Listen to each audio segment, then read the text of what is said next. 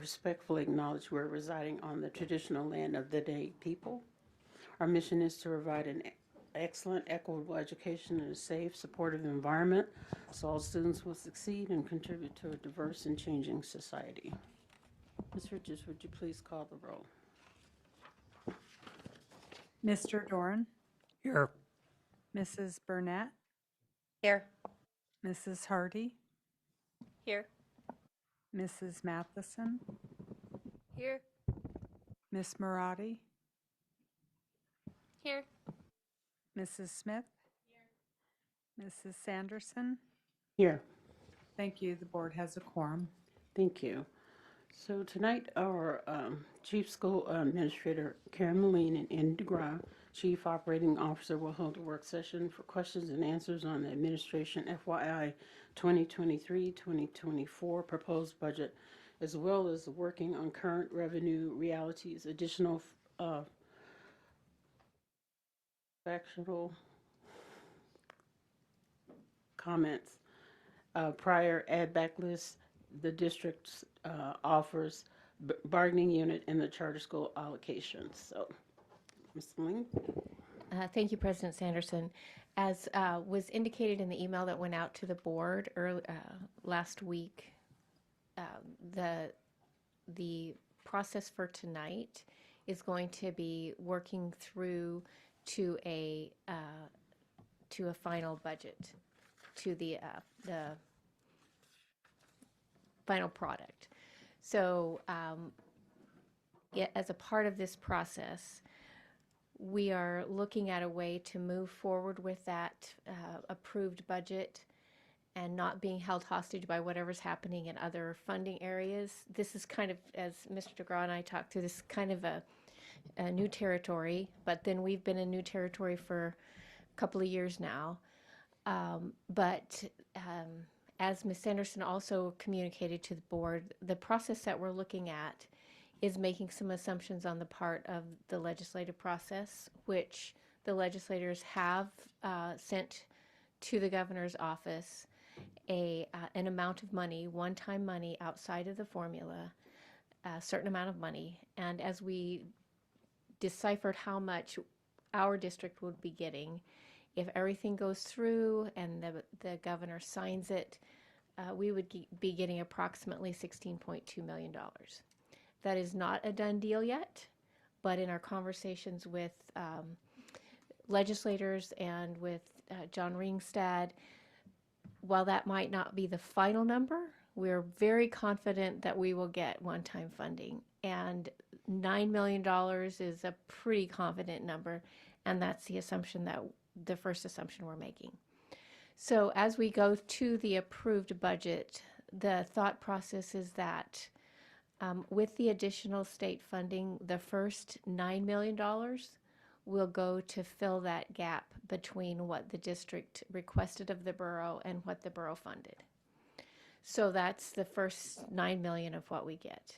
And then we have a board approved or board adopted priority add back list that we would go down through and fund until we ran out of money or we funded everything. And if there's still money left over at the end of that process, that would go towards our fund balance.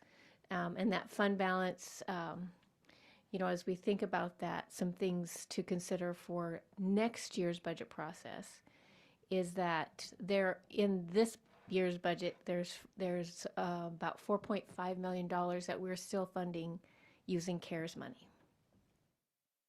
So beginning next year's budget process will be $4.5 million we're going to have to find or cut. And that's funding about 37 teachers right now. So as we think forward, having a little bit of fund balance or a little bit of set aside for that is going to be important. And then another thing to consider is once we do settle with our bargaining units, we've put an offer on the table, and Mr. DeGraw has calculated what that offer that we've put on the table would cost. So a budget consideration for next year is how much have we promised our bargaining units already?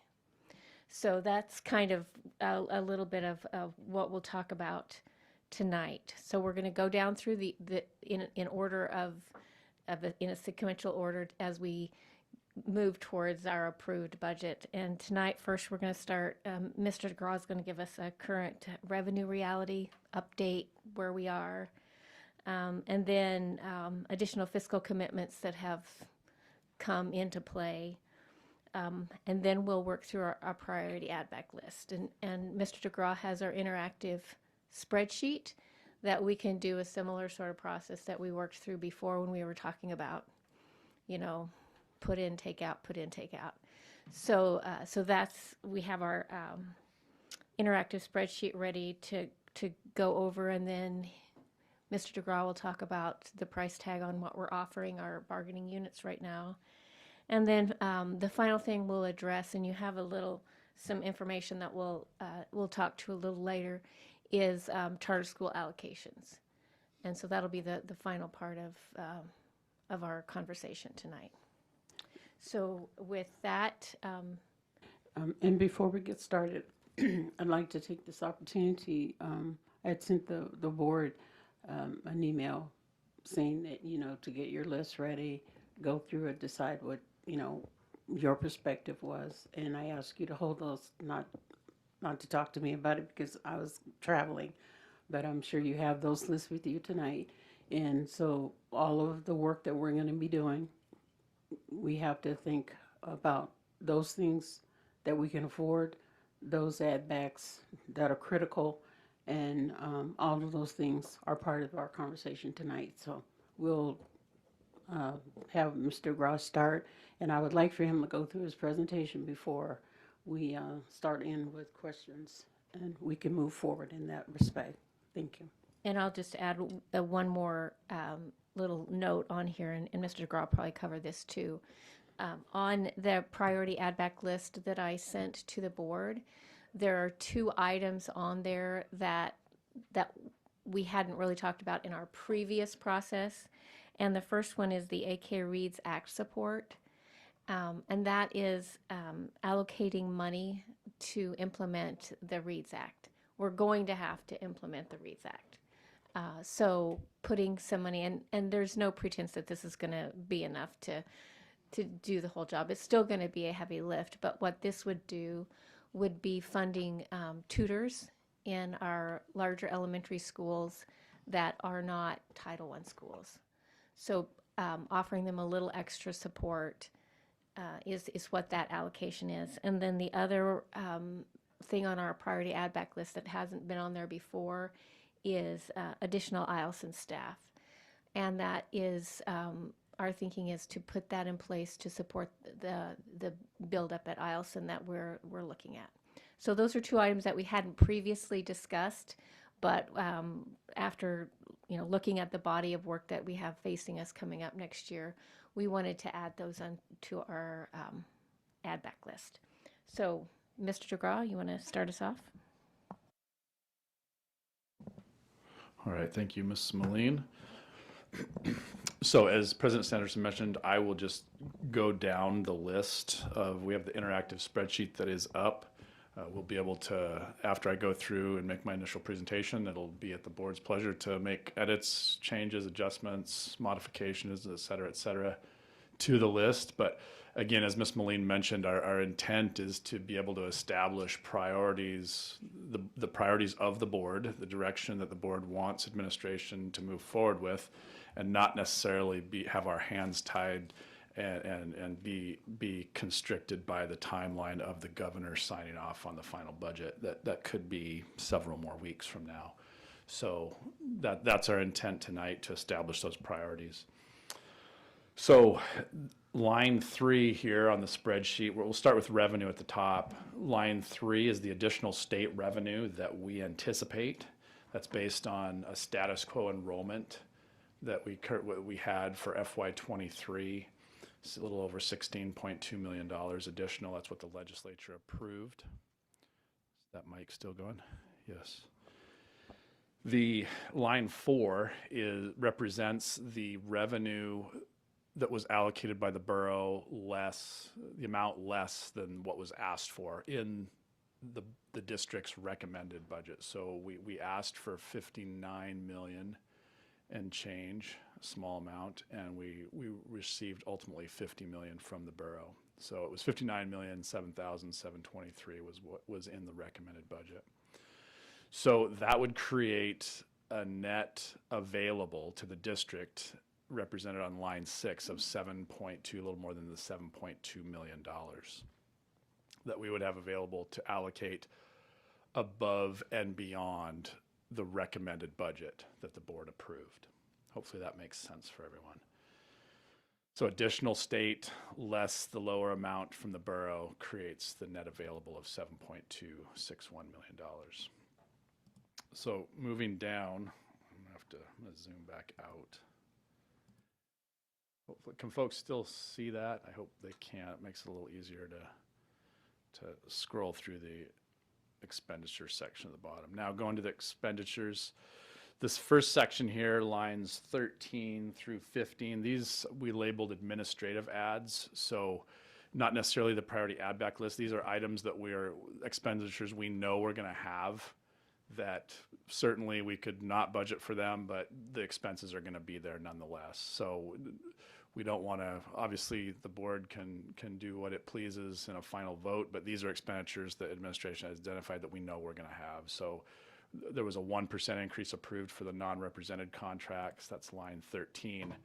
Allotments, there has been a significant surge in homeschool enrollment this year. We started less than 800. We're approaching 900 now. That represents additional allotment expenditures that we anticipate having next fiscal year. And then line 15, software implementation to administer the Alaska READS Act. This is a multi-tiered tracking system and planning system that the district would utilize to manage the READS Act.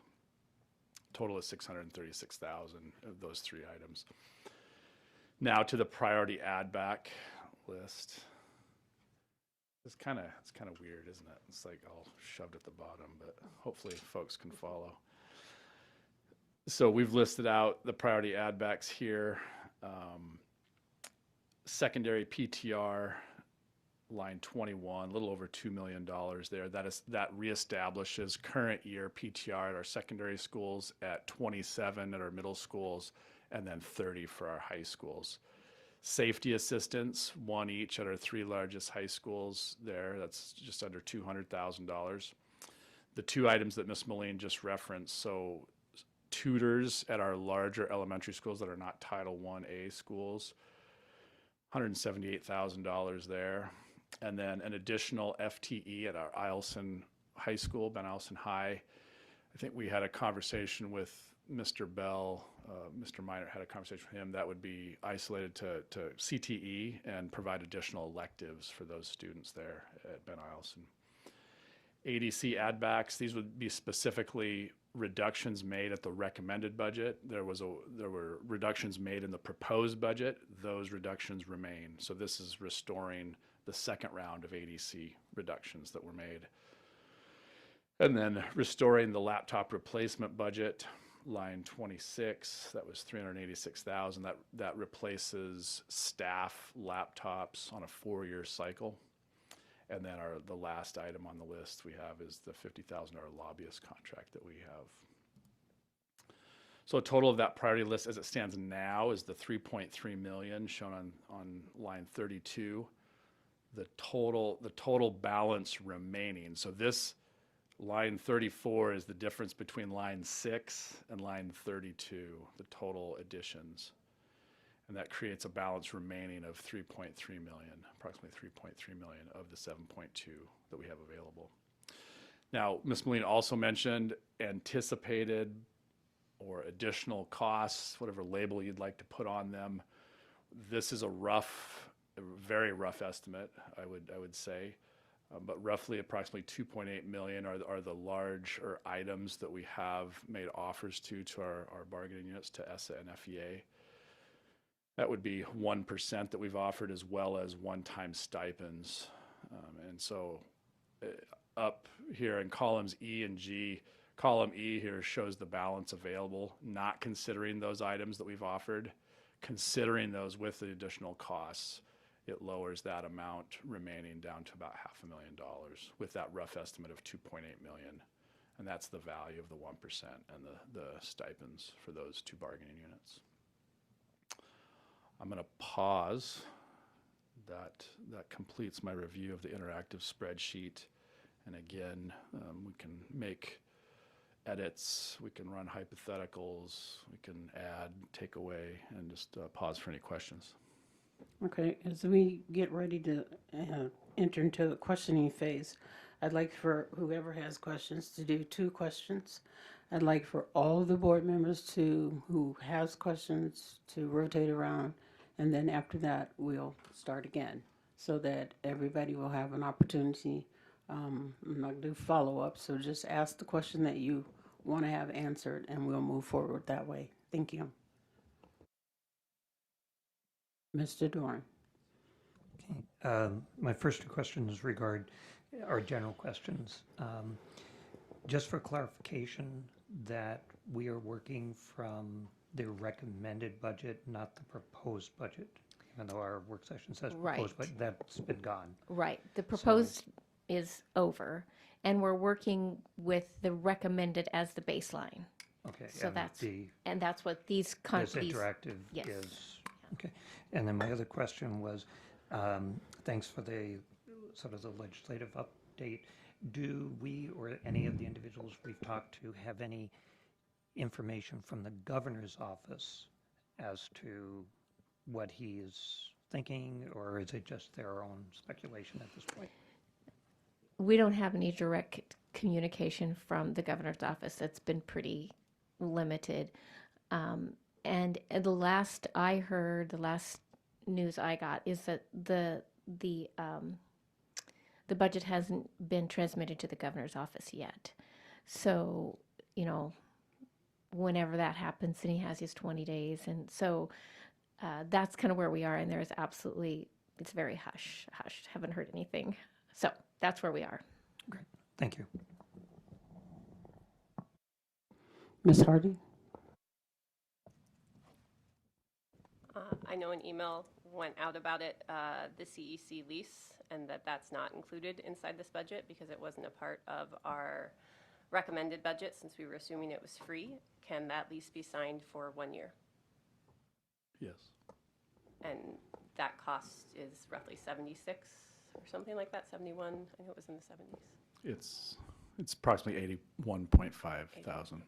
with the janitorial attached to it No, or just on its own? the janitorial is an additional approximately 30,000. But that was included in our recommended?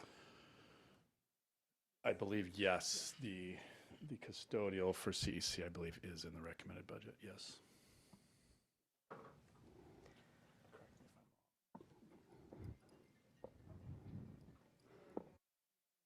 Ms. Moretti? Thanks. Is under the priority add backs, the Alaska Reads Act support for 178,000, is that inclusive of the 65,609 that was shown earlier for software? No, that's additional. So the 178 in the add back list is for 4 tutors for those larger elementaries. And then the 65 is in addition to that. So it's software. And I have another question. And forgive me, I'm sure it's just my math, but in the previous spreadsheets that we worked with, the admin center add back was, no, it was a cut. The admin center cuts were 285,000, but here it says 357,000, so that's a $72,898 difference. Can you just explain that difference? Yeah, the main difference of that was we reduced 2 positions in that round, and we're bringing back 2 positions in different grades than what we cut originally. Okay, so it's bringing back more than what we cut Yeah. previously? Yes. Technically, it is bringing back more. Okay, thanks.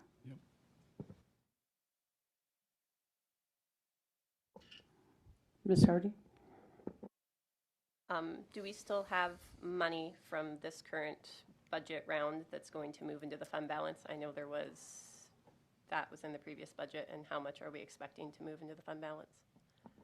Yeah, so we budgeted, the board budgeted 5 million there, and we're pretty confident we're gonna be at that $5 million level. It could be a little bit more, still some dust to settle. But yeah, we're hopeful that, that's gonna be a positive number. And I'm hopeful that it's more than the 5 million that was budgeted, so that would be positive for the district. Ms. Hardy?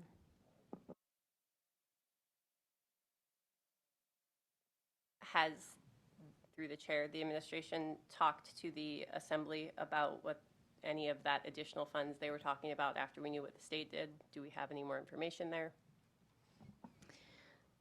No official commitment at any level.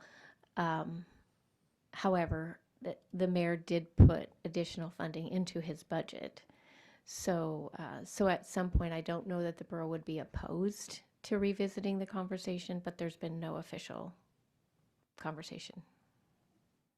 And I'll just add, from talking with our lobbyist, Mr. Ringstead, there's conversation, but there's been nothing said to us. So I think the process would be that we would have to go back over and ask for more money. And I would just, if I may, President Sanderson, I would just say, yeah, it's our intent that if the amount was reduced below that 16 million, our intent is to go back to the borough and ask for additional funds.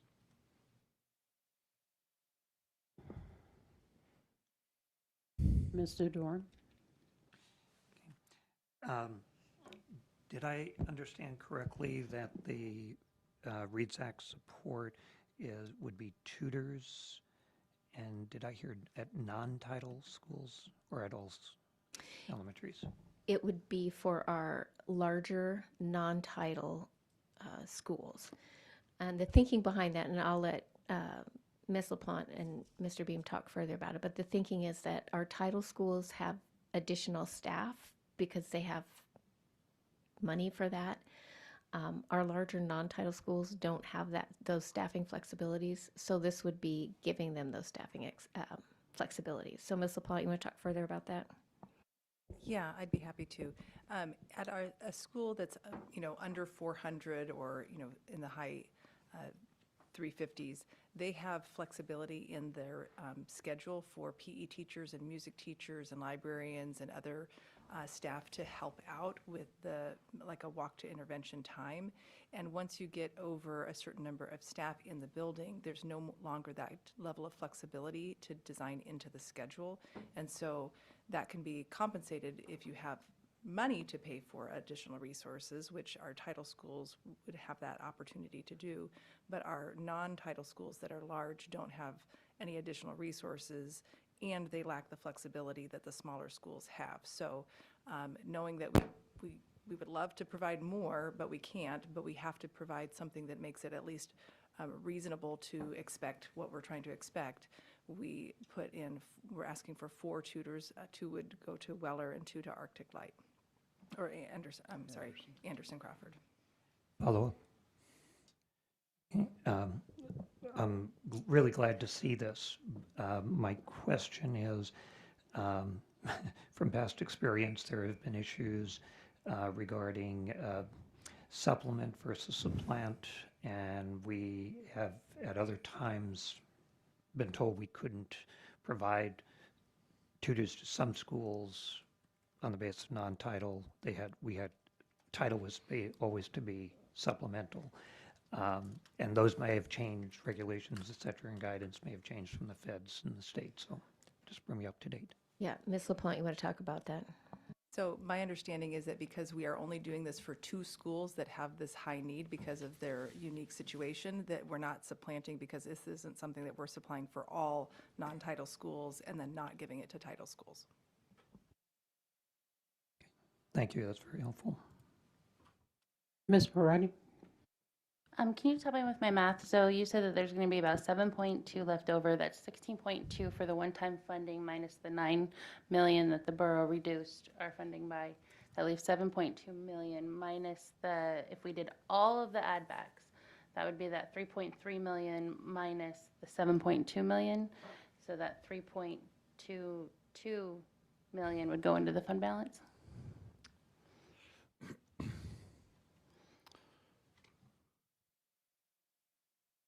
It would be, for now, it would be the 3.3 would be what would be remaining.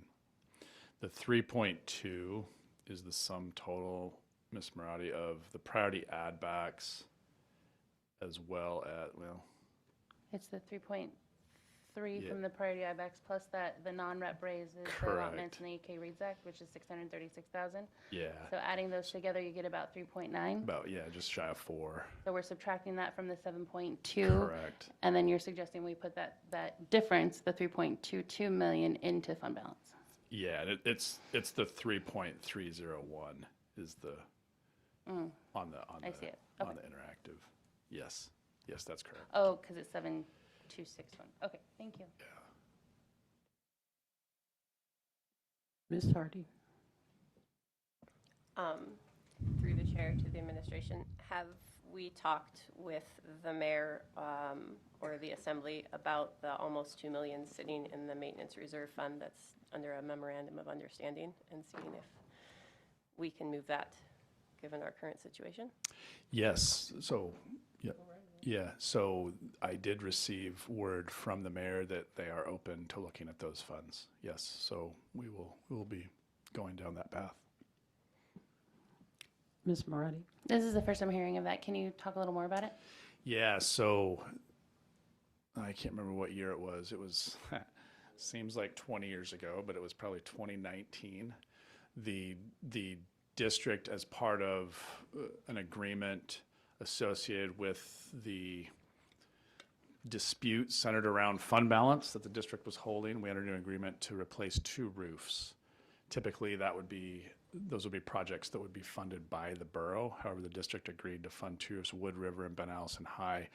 The number assigned to those projects was approximately $7.4 million. So that was the amount of dollars that were set aside.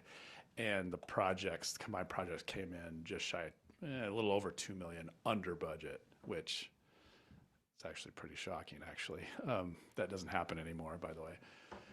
So those dollars are still sitting in our capital construction fund. So the mayor has talked about releasing those funds back to the general fund.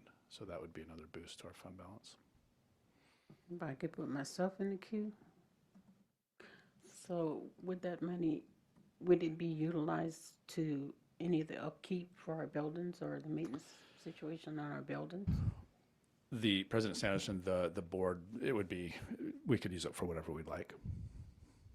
And just a reminder that it's obviously one-time dollars, not recurring new revenue to the district, but one-time dollars that we could drop back into our general fund balance. Ms. Moretti? Actually, I think Ms. Burnett raised her hand first. I'll go next. It's like, Ms. Burnett, then Ms. Moretti. Thank you, President Sanderson. I'm just curious because I don't know, just trying to do numbers in my head here. Looking at our priority add back, that's where my head is right now. I'm curious, what is the cost of elementary PTR? That would be my first question. It was, I'm going to look, they're going to get me a more exact number than I'm going to say right now. It was somewhere just shy of $3 million, if my memory serves me correctly, but I'll get confirmation out here in a moment. Okay, well, that defeats my second question. But I was just curious. I'll go a different route here. The laptop replacement, $386,000, is that something we were intending to do this year? Are our laptops good for this year? Could we just, I don't know, find something else we can replace with that? Not that I find laptops not to be important, they are. If theirs are in the condition mine is, and most of ours are, I think in our situation, we could find another purpose for $386,000. So I think the answer to your question, Ms. Burnett, is yes, we could make the decision to use those funds elsewhere. What we'll grapple with is that what we've seen is after 4 years passes on those devices, the amount of downtime that we incur because of the age of the devices goes up dramatically. So, that can have a trickle down effect, a snowball effect on our IT department if we wait too long. So, but I would see, the most benefit that would provide us, realistically speaking, would be 1 year of reprieve, and then we'd have to re-budget for that. So, Follow-up? Go ahead. Where, and totally understood, as somebody who works in that kind of department, I get it. I'm just in my head here. Where are our laptops at right now with our staff? Are we like at year 2 and 3? Is that what we're looking at? I'm pretty Maybe sure 3 we're and at 4. least 3 to 4, but Okay. I'll defer to Mr. Oh, yeah, Owen. Mr. Alvin, yeah. So the pool of laptops, they should rotate. I mean, we have a number of them at every stage. So we have newer devices and older devices, and we have a number that we've kind of stretched it before this. So we're kind of at the 5-6 year mark for some of the devices already. So those ones that are aging out, we would need to replace or beg the users to, keep security and all that up to date. Okay, so we need the funds, got it. And then I had a question, if I could. Is there any additional software purchases that we're gonna have to, that's required of us with the Alaska Reads Act? I'm going to defer to either Mr. Beam or Mr. Owen for that. Other than what was already been mentioned, the $65,000. I can't think of anything else that's going to come software-wise. We actually, you know what, I could come up with about 6 or 7 other things software-wise. If the money were there, I could do that. But we have some grants out there that might take care of some other software needs for us right now. The one that we need to have by law would be that $65,000 where we have to keep track of these plans. Thank you. Ms. Marathi? 2 things. The first one is through the chair, I'd like to encourage the board and admin to ask the assembly for those additional funds. Obviously, it shows right here in front of us that we have additional costs that we are cutting, particularly secondary PTR. If anything, that's something in 2019. There was a survey that went out to our community. It was very well engaged, and it stated that class size is our #1 priority. And I think that we should, and I don't think that's changed. I think that's still our community's #1 priority. And I think that if we come to the assembly and say you've got $2 million left in that set aside, and or the funds that, the other funds that they have that they've mentioned that you guys are waiting to talk to them about, I think we can easily show them that secondary PTR at $2.047 million and that $2 million left and some change makes a good match.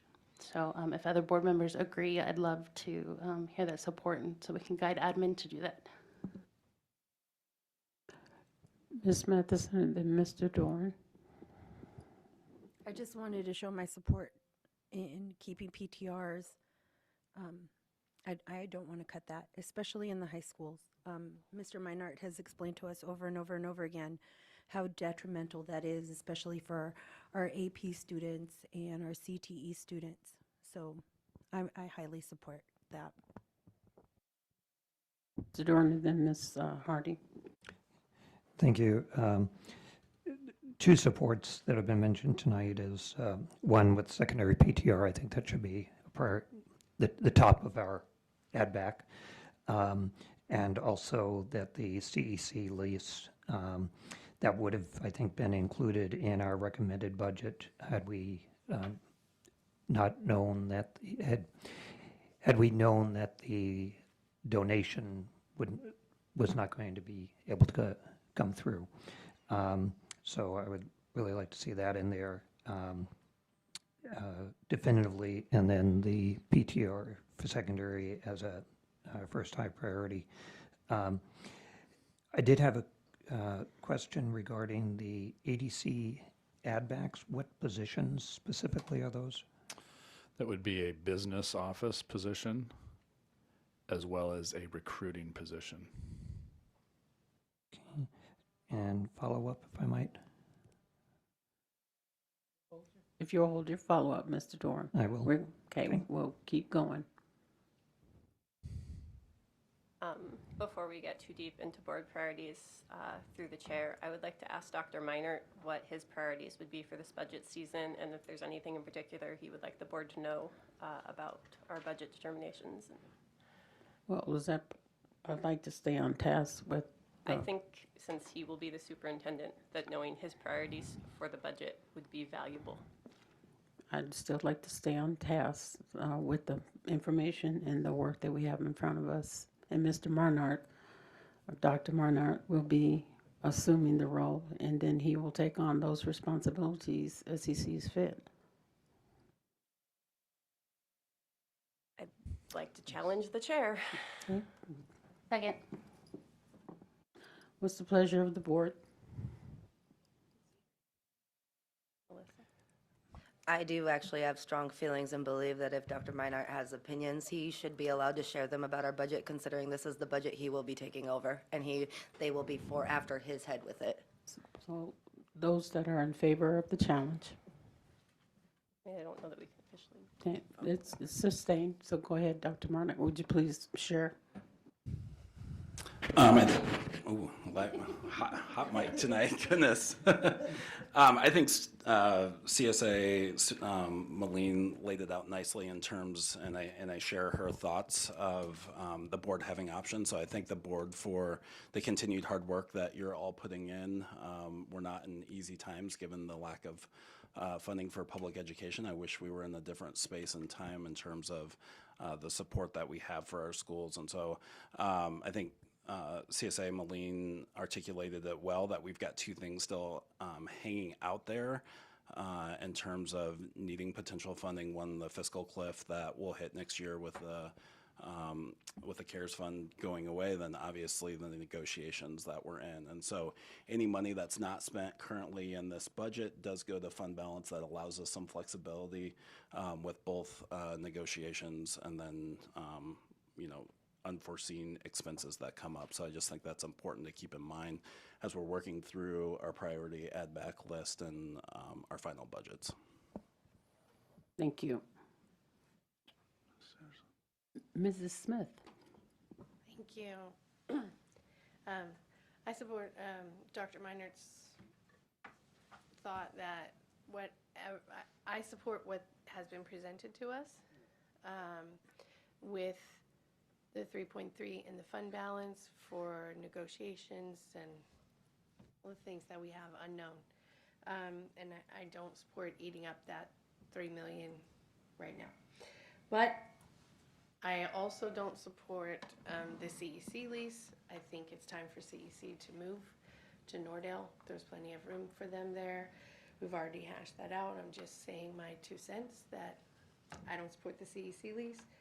And I would like to ask the budget to include travel and training for the board. And I see that the last time it was in there was $20,000. I'd like to ask for it to be $25,000, considering that it was several years ago, and I was the one that proposed to take it out, and I proposed to put it back because I can see that that wasn't a good decision. Ms. Matheson. Oh, my mic was already on. I'm glad I wasn't talking. Whew. I would like to declare my support on training. I did not think that it was as important as it is, and now I'm eating my own words. So, Ms. Marati? Thanks. I also want to support adding back the CEC, like Mr. Doran said. Had we had different information at the time of the recommended budget, most likely sounds like the majority of the board would have gotten it back in there. So that's 1, 2, 3 of us so far. If anyone wants to add, any other board members want to add their name to that to ensure CEC's lease is back in there for at least 1 more year. And it sounds like 3 people, Aaron, myself, Maggie, and Tim are. Ms. Moretti, what's your question? I'm getting to it. Okay. Thank you. It sounds like 3 board members are in support of order. of the 2 million. Point To of ask, order. Go, what's your point of order? Just that we be cautious, that we state our own position. We don't do a Yes. numerical count it's already during been this time. publicly made. Ms. Marati and Mr. Doran, I'll call you to order. Let's stay focused. We have a lot of work to do tonight. I am And absolutely I need your focused. support as we move through this. Ms. Marati, what was your final comment? Yeah, thanks for letting me finish. And so sounds like there's been support of, to ask the board and admin to ask the borough for those additional funds. Could we get an update on how that might happen? Thank you for letting me answer or ask my question. Thank you. And who was next?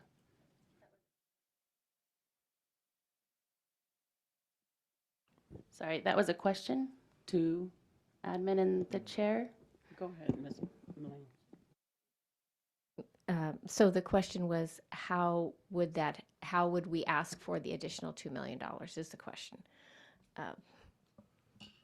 So, if I may, before I forget, somebody had asked the question on value of elementary PTR. I'm glad I have the 2 ladies keeping me online. It's 1.8 million was the value of elementary PTR. So, I guess I want to clarify. Boy, and I keep losing my. It's kicking me off every.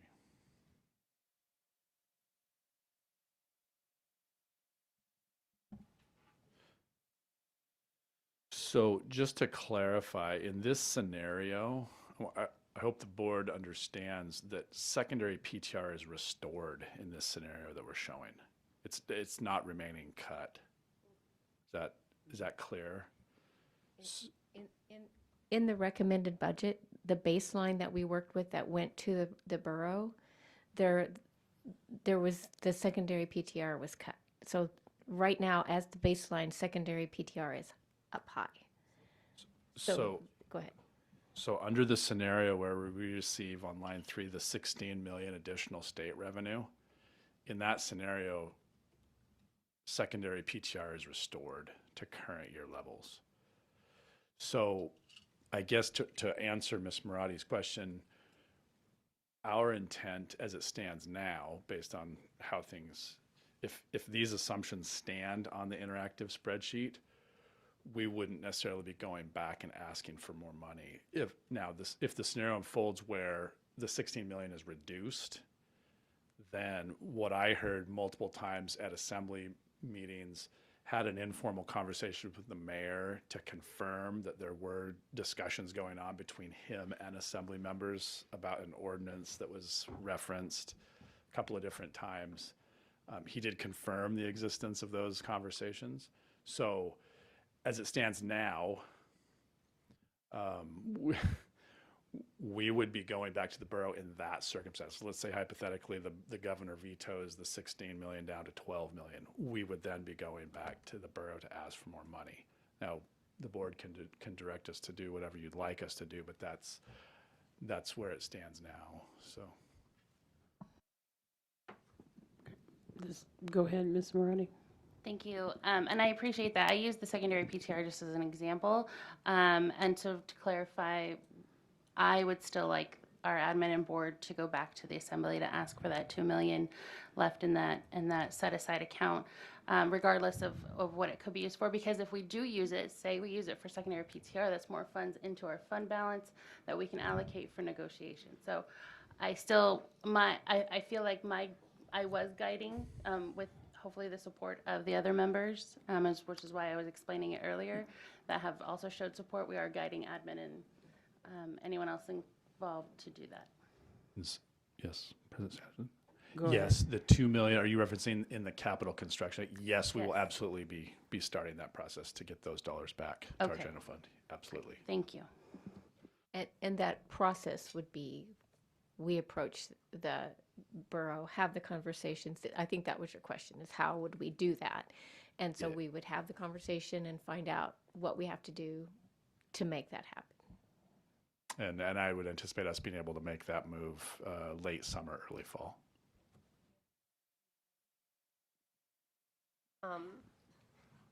Okay, go. Ms. Barnett, she's over there out of my sight, so it's, I know, I got put over in the corner. Nobody puts baby in a corner. go Okay, ahead. first, a clarification. So earlier, when sometimes I'm just an airhead. We did budget elementary PTR, right? That is in our budget. Correct. Okay, perfect, good. Okay, I am for that. I just, for some reason, I thought it was different and we didn't. That's why I had asked that question. So I wanted to put some support behind Mrs. Smith, actually. I am in big favor of making sure we have a fund balance. That is super important. We need to make sure that 3.3 should stay there. I do absolutely support going to the borough if we need to. I just will caution the board to please, if it comes to that and we do need to ask for additional funding, that we don't point fingers and we try very hard to be gracious and be kind. And I just know these guys, and I said it before, and it backfired, and we didn't get funding. So if that's the direction we go, we've got to be careful, and we've got to do it right. Also, I completely support the travel budget. Anybody knows what happened to me this year? That travel budget would have been really great because I would have loved to go to Juneau. Finances sucked with my daughter and the things that happened to her. So family issues happen, and not going to Juneau is not what's best for our students. So I highly support getting that back. Also, I'm going to throw this out there, but when it comes to CEC, I once upon a time was in favor of not moving that. I even did the work, and I went to Ann and Sam over at the food bank, and I made it happen, and I made sure that they came here and offered what they did. And I feel completely stabbed in the back by them and this situation that they have thrown upon us, where they are demanding pretty much 3 years, which we cannot do. We are going into arbitration because we cannot commit to something right now. So I no longer support keeping them where they are, and I support moving them to Nordell. That's it. Thank you. Go ahead, Mr. DeGron. Just for the board's information, I did, just for illustrative purposes, added the CEC lease on line 24 as well as board travel on line 25. And the numbers reflect those additions. Thank you.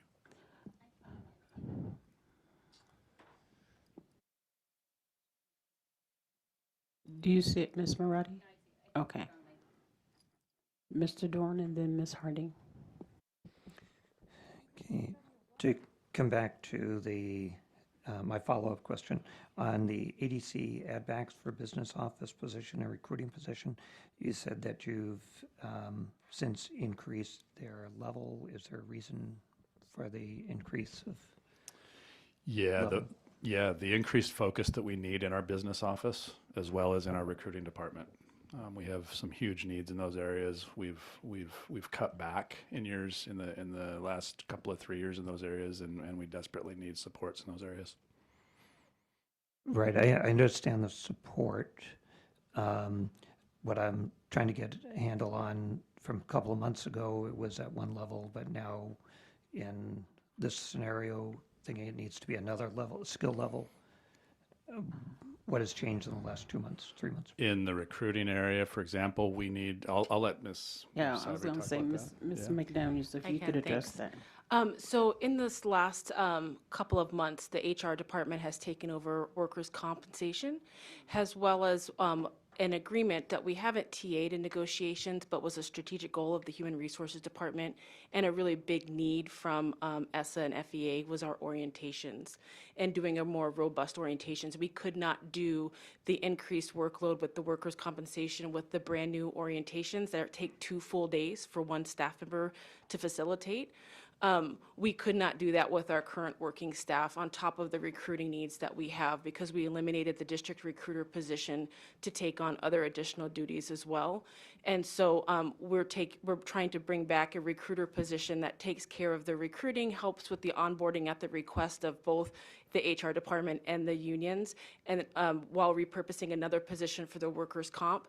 And so the recruiter position does come in a grade higher, because the workers' comp, the technician level, so try not to get too nitty-gritty into the grade level, but the lower level position is what was repurposed for workers' compensation, and then we're bringing on that recruiter position to do the onboarding and the orientations, plus the recruiting duties that we need to do in our district. So increased skills, Yes, skill level, and different set of responsibility. skills, yes, Okay. yes. And the business office?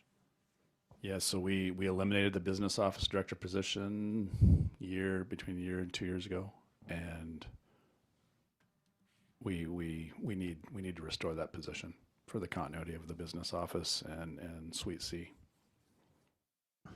And that's, and again, an extra higher level, that skill level has changed in the last 3 months. In what way? I don't understand So- your question, Mr. so, Dorn.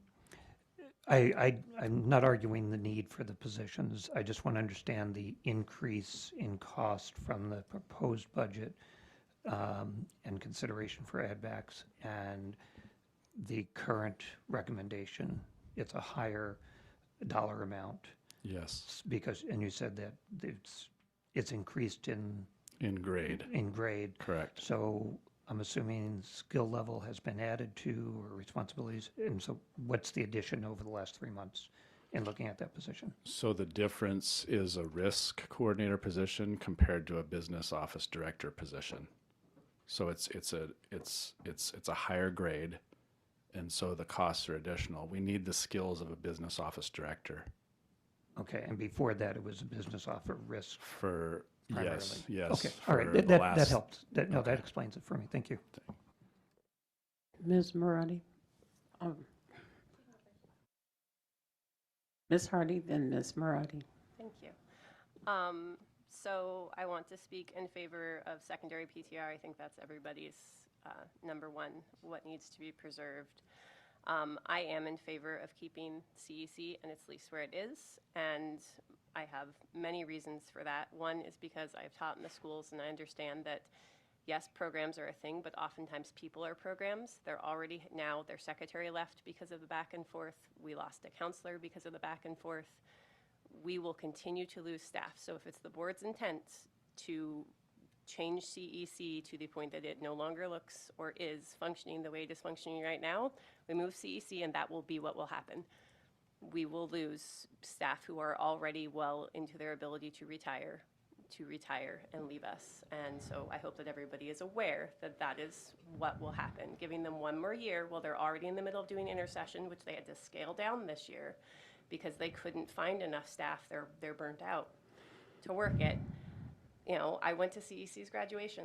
I know the good work they do. I've had 2 siblings graduate from CEC. I know other board members have had family members who graduated from CEC. They serve a certain type of student that is not served anywhere else. They're not served at Best. They're not served at Star or at the, what's it called, North Star College.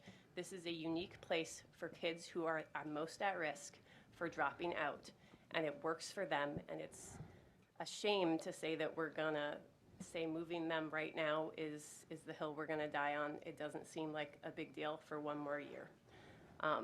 I support school safeties after that and Eielson staff. I would like to mention that we all received an email from Robin Taylor about Hutch and what losing those 2 teachers will cost Hutchison in terms of their CTE offerings, in terms of all the other things that Hutchison does. If we were to not restore those teachers, I can forward the email again if people have lost it.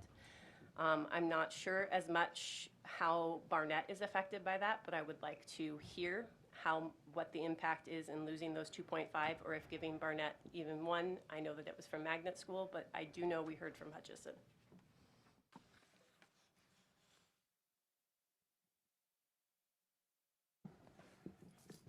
Thanks. I hear about the laptop replacement, but I don't think putting off 1 year is going to be as detrimental as not giving CEC a year to transition. And so what I propose, and I'd love support if any board members support this, is again, eliminating the laptop replacement for this year, adding CEC back at $81,500. I also support adding the 2 FTE back for Hutch based on the class sizes that Hutch will experience if we don't do this. Even if we bring back secondary PTR, the electives are classes, the CTE classes are through the roof. And if we do this, then I also support the training and travel that Mrs. Smith proposed at 25,000.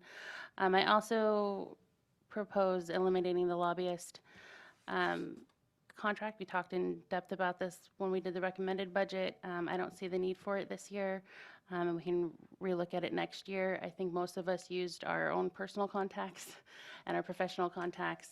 I think our admin did a great job testifying and keeping in contact, and we receive reports almost every other day during session from Shauna. So I don't see that 50,000 needed in that area. I see it needed in other areas.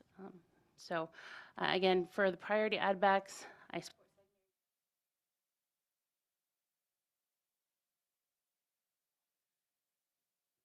maybe that's a sign. I support secondary PTR safeties, the support needed for the 4 tutors for Alaska Reads Act, the IELTS staff, the ADC add backs, and then I want to add CEC back in. I'll support Mrs. Smith's travel and training for the board, and Mrs. Hardy's Hutchison 2 FTE, and that's at 234,000. Oh, and I think if we do all that, that would put, Mrs. Smith was asking about the fund balance and prioritizing that. That would put 5.2 million in the fund balance.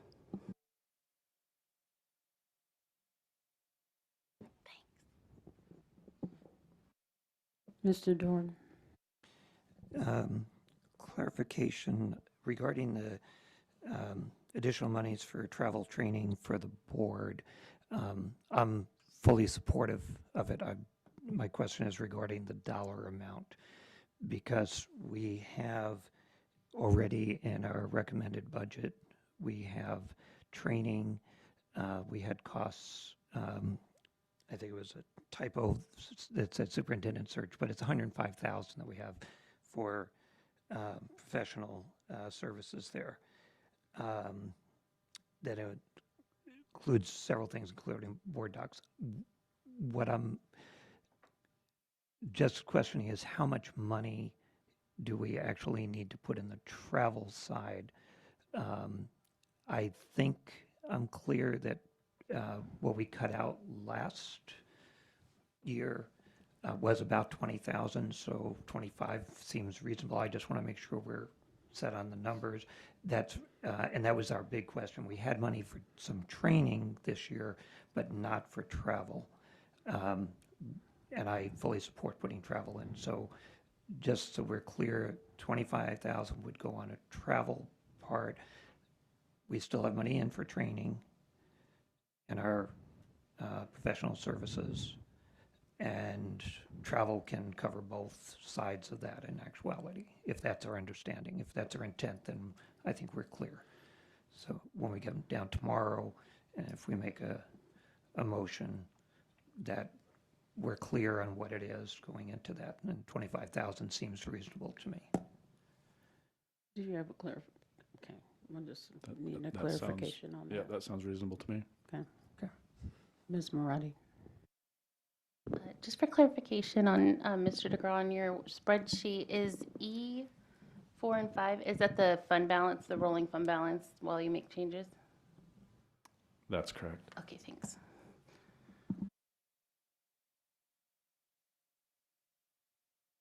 Mr. Dorn.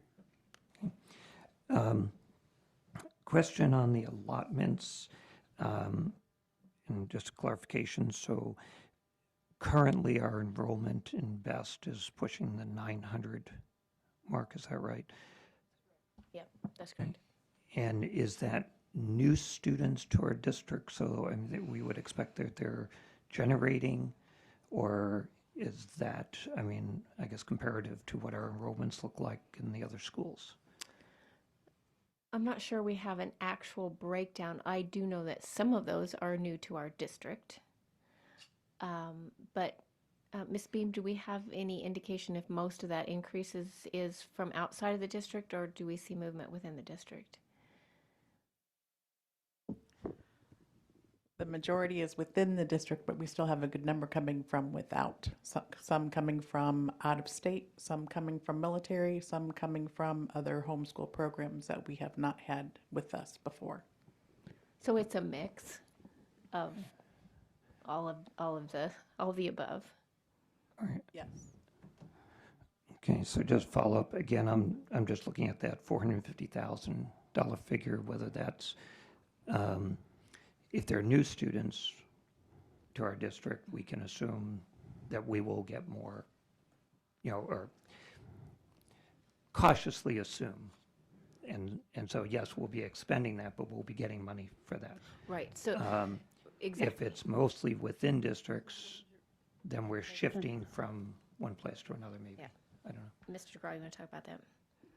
I was just unclear. Mr. Dorn, what was your question? I wasn't sure. Okay, it's in there for an additional $450,000 right now for allotments to cover additional new allotments for BEST. And if they are, I'm just looking at in terms of whether that 450,000 is really an addition or we're really adding less than that. Because if they're all new students, yes, we're putting it forth, and we might cost. If they were all new students, we're anticipating having to pay out 450,000, but we would also be getting money and increasing the revenue side. So just balancing the sides of the ledger. That's an accurate assumption to make.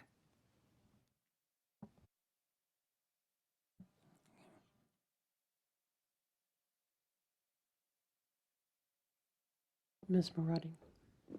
Thanks. Can you tell me what the best enrollment was and what it is now that's generating the 450,000? So we started the year a little bit under 800. The 20-day count was high 700s, low 800s. We're ending the year, the last I saw, we were at like 891. So that's the increase that we've seen just over the last 8 months or so. And when we wrote the recommended budget, what number did we use? We hadn't adjusted it at that point. So when we approved the recommended budget, what enrollment was used to determine how much funds went to BEST? We hadn't adjusted allotments based on enrollment at that point. We were still using the allotment number that we had in our approved budget for the current year. Okay. I'm going to try to rethink my question. Okay. Maybe, how did you come up with 450,000? What was the math? There we go. There we go. So we look back, we do a 3-year look back, and we look, not every student utilizes 100% of their entire allotment. And so we do a 3-year look back, we get a percentage, and that percentage is in the 70-75% range of allotments that are spent out. And so it was the increase in enrollment that we saw, that rough, and I don't have the exact numbers in front of me, but that increase from the high 700s to the high 800s, and we took the percentage that the percentage trend, we applied it to those additional allotments, and that was the add. Thank you. And what's the allotment right now? Not the total, but per person. Yeah, per person is 2,700. Perfect. Thank you. And that's in line with, just FYI, that's in line with IDEA as well as Raven Homeschools. Perfect. Thanks. Ms. Burnett? I actually have a question along those same lines as Ms. Marotti. Just, rough math in my head, say we got 100 more students than a rough estimate of what we budgeted for previously. Is 450,000 enough? Because technically, that's 531. So yeah, it was based on the actuals that we already had Okay. budgeted. So it's not necessary. We weren't necessarily budgeted identical to what we were already expending, if that makes sense. So.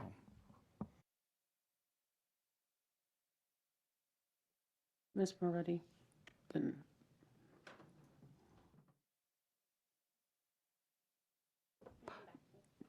Mrs. Smith, then Mr. Doran. Thanks. This is a question about BEST also. So you were saying the students only use 75% of their allotment, and we can base it, roughly on that. A lot of the other programs let people roll over their funds and collect them up for years and years and years. One of the main reasons I've heard people give, they're very interested in our program, but they won't come over because they don't want to give up like $10,000 that they have in their been piling up in their program that they're in, and then they don't want to not have rollover from us. So not allowing the full funds to roll over is keeping students away.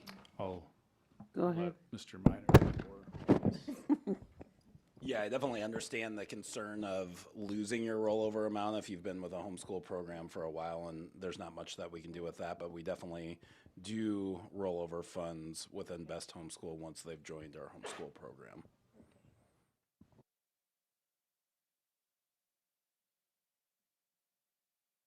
Ms. Maradi?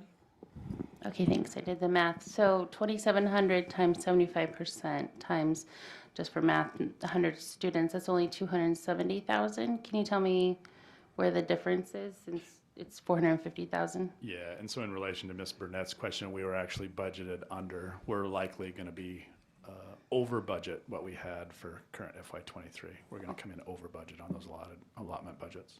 Thanks. Mr. Doran? I want to go back for a moment to the 2 million plus from that the borough has in that sort of joint account. So what's your question? Yes. So my question is, in terms of it, is using the rationale that, and perhaps bringing up the actual MOU that we signed, it was for those specific purposes to remove that, and removing that from our fund balance for that time, that that was restricted to those projects, and so it should come back. There's a good reason to come back. My question with it is in terms of, I've heard from the mayor that he's interested, he's open to it. I've heard from the presiding officer that might be open to it, but I guess my point is with that and anything going back to the borough on less than the 16 million from the state is plans to talk with not only the mayor but the presiding officer, because I think my concern at this point is that obviously some of the mayor's recommendations were turned down, so that it can go, and I strongly encourage, I guess, that we do start that if we're planning to start meeting with them specifically on that. But Mr. DeGraw? So I'm not sure if I'm getting at Mr. Doran's statement there, but my intent, I won't speak for Ms. Moline or Mr. Minor, my intent is to, when we petition to have the 2 million capital construction funds reverted back to the district, that would be outside of any conversations of the $16 million being reduced. That would be a separate conversation. And so I hear you loud and clear, Mr. Doran. Yes,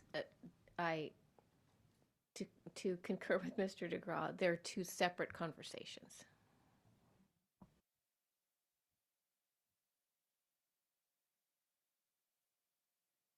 Mrs. Smith? So the charter school? So, That. yeah, as soon as we kind of work through our priorities that we're working with, we can see how the charter schools play into that. Then we'll probably need to circle back around so we have a clear understanding of how that plays out.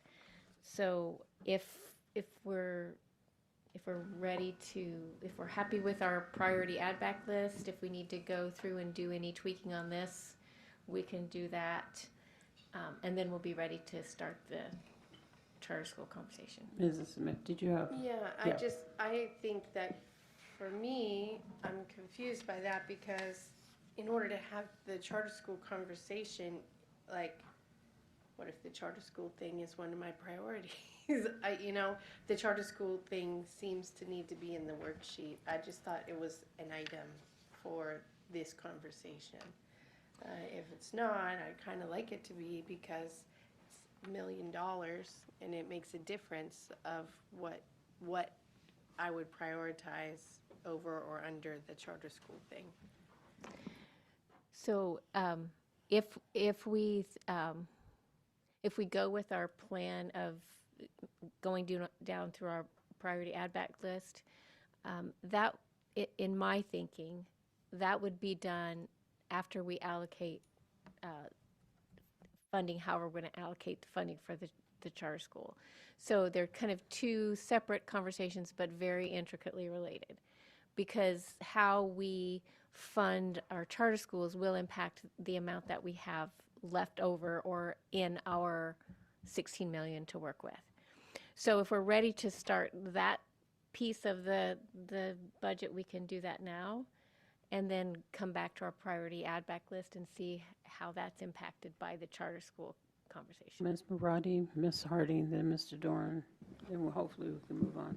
I think my first question was answered, but I support if we can all promise to go back to the priority add back list, because there are things on there that I do not support, and there are things that are on there that I do support that aren't on there, then I am comfortable moving forward and support Mrs. Smith and Mrs. Moline's need to go into charter schools and then come back to the priority add back list. Ms. Hardy. I agree with Aaron. I'm sorry. I agree with Aaron. Same thing. Mr. Doran. I can wait if we want to put charter schools as part of, I do have a process question and alternate options that might happen for funding. And before I do forget it, I do want to ask if we could get a paper copy of what's on the screen so we can see all of it at once, would be very helpful.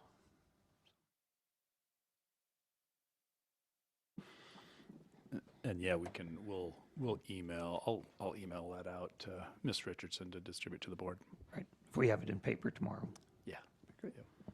So the only thing that I have wrestling with is the CEC, is adding that back. We've had this conversation so many times before, and I'm really struggling with the whole CEC situation. I do believe that I've used them more than maybe anybody in this room with 35 years in. I know the staff, I know the program, I know the work. I've had students graduate from there, and that they wouldn't have had any other alternative. That we have a building that's open. We closed 3 schools. We had students and their families and staff come to us, and, babies crying. It was hard to hear and listen to when we took that decision. And I'm just struggling to keep CEC in its current form. We have space in a building. The program needs a overhaul and a rework, revamp. I believe the beneficial strategy of the school just needs to rework. But I know the value of the program itself. It has a unique niche for our community, and I know of students that I still see. They still greet me, they still hug me and talk to me because they had CEC to be a part of their life.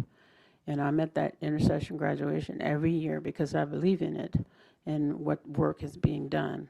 But I think it's time that they find a new home and a new upgrade program and accountability for the information that we get back here as a district with the program and its accountability, having more stats, more informational as to the direction of the program. So I'm just really struggling with keeping it in its current location. So just being real honest.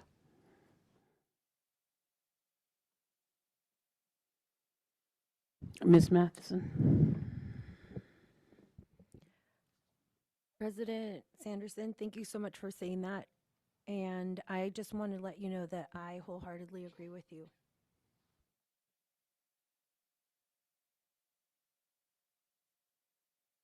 See anything else? I think we can move on into our charter conversation. Okay, so like I mentioned, they're kind of two separate conversations, but very clearly related, intertwined. So the part of this that prompted this conversation is some of the emails that we've received versus how we've historically funded charter schools and what the law requires. The law requires that the funds go to students that generate income. And those students are the students that are funded through the formula. This one-time funding is outside of the formula, so that the students are not generating the income. Now, the amount that we get is based on our enrollment, but that is not how the funds are generated. It's a one-time, one block of money, and DEET has told us on a number of occasions that these are funds for the district to allocate their discretionary funds. So that is how, in the past, the district, in conversation with DEET, has used discretion. Also, historically, the district has not used those funds to fund charter schools. So any change in that, any decision in that, first of all, needs to be a board decision, because that's not historically how we've done things. And we have a large latitude of how we use those funding and how we fund the charter schools with that if we choose to. So if we, change fundamentally how we fund charter schools, that has long-reaching implications. So as we start into this conversation, and I'm going to turn it over to Mr. DeGraw to kind of walk through this. You have a paper in your packet that gives you some numbers to look at. So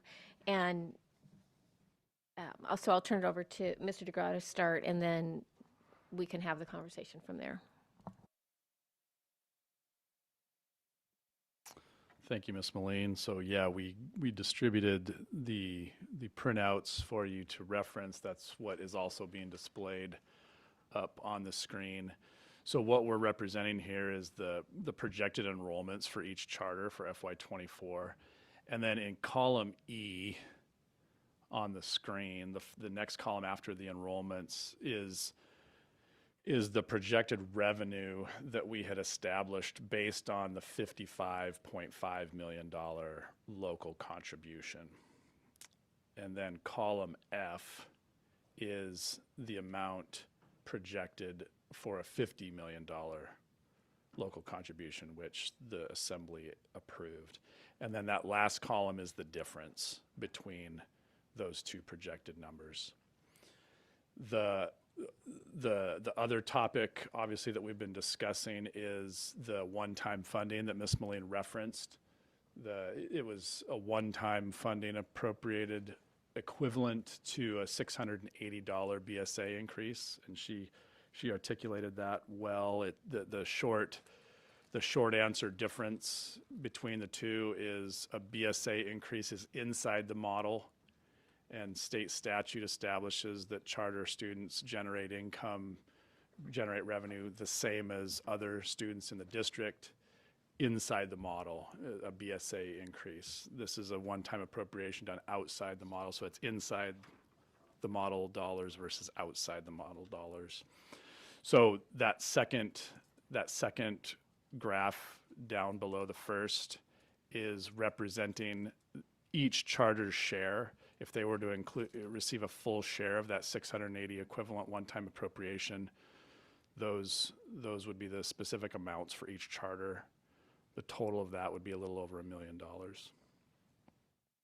And then the last, so we just described the technical reason for a required pass along to charters of an increase in funding versus a district. It's at the district discretion, at local discretion. One would ask, well, why does the district choose not to appropriate one-time funding to charters? And there's a long history of the district not passing on one-time funds, and there would be a variety of different reasons. How the district handles expenditures that come up at the charter level. We've talked at length about how the district has dealt with special ed services that are needed at charters. That would be a significant factor. We also take into consideration district-wide needs. So looking at the entire 30,000-foot level, the financial situation of the district as a whole would be also a big consideration when determining whether to pass along one-time funds. So certainly a complex decision that's made and is looked at a variety from a variety of different angles, factors, perspectives, and as Ms. Moline mentioned, if it's the board's desire to fundamentally change that, then there would be implications to the district, obviously, in how we would be able to handle and deal with charter schools. So, Ms. Smith, and then Ms. Hardy. Okay. First of all, I want to say that I spoke to 7 legislators regarding their vote and what their intention was. And all 7 of them responded, of course, we mean for it to be distributed to all students just like the BSA. But we're just putting it in this one-time funding so that it's not permanent. And that every workshop they went to, everything that was explained to them reflected that it was going to be very equitable and that it would be just like the BSA, but not. And I understand it's not by the law and all of that. I don't have an issue understanding. What I would like to propose is that we are not fundamentally changing how we're historically funding the charter schools for all eternity. We are just saying that I would propose this one-time funding that the people who chose to fund us understood to be a like BSA-like spending that was going to benefit all students, that the charter schools maybe don't need this full $680 per student because just like you said, there's sped services, there's a lot of other things. But the same reason that all the other schools need that funding, the charter schools also need that funding, and those students are deserve to have an equitable increase to their funding, to their buildings as well. And I would propose it's not 680 or nothing, that it's something in the middle where we can say $400, $500 per student. It's very impactful to the small schools. It seems like not a lot, but it's very impactful to a small school. And that just like this money is one-time funds to us, it's also one-time funds to them. That we're not like, we don't need to be fundamentally changing what we always do. We can say, because we receive one-time funds that were understood to be delivered as in a BSA-like way, we're going to deliver these funds. You don't have to expect it forever, but it's a reasonable compromise. I don't actually understand the multiplier on this worksheet because 833 times 680 doesn't come out for me. But is that the number we're working with here, $680? That sticks out to me.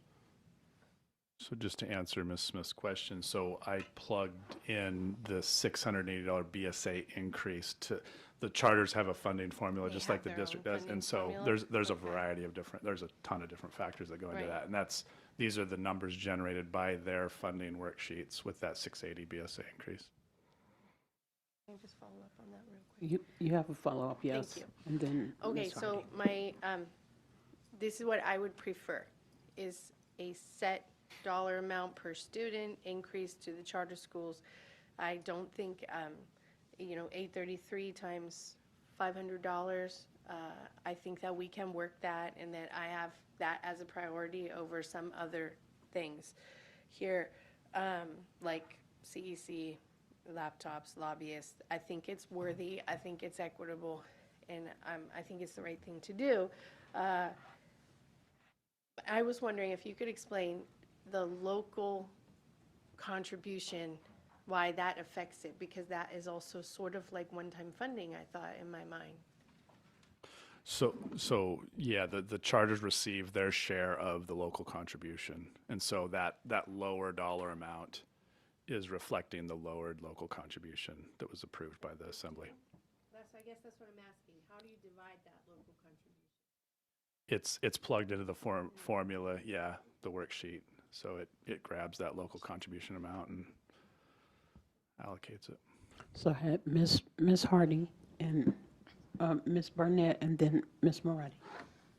Okay, so first clarifying question, because you're referencing the formula with Ms. Smith, are you putting in it as it is a BSA, so it's going through a SPED multiplier and it's going through all of those? So those numbers, I think that's part of the problem that we're getting at. You're multiplying where ours didn't go through, like the money, when it's given to our district, isn't going through a multiplier. And that is a serious problem that I don't think the legislature fully understood.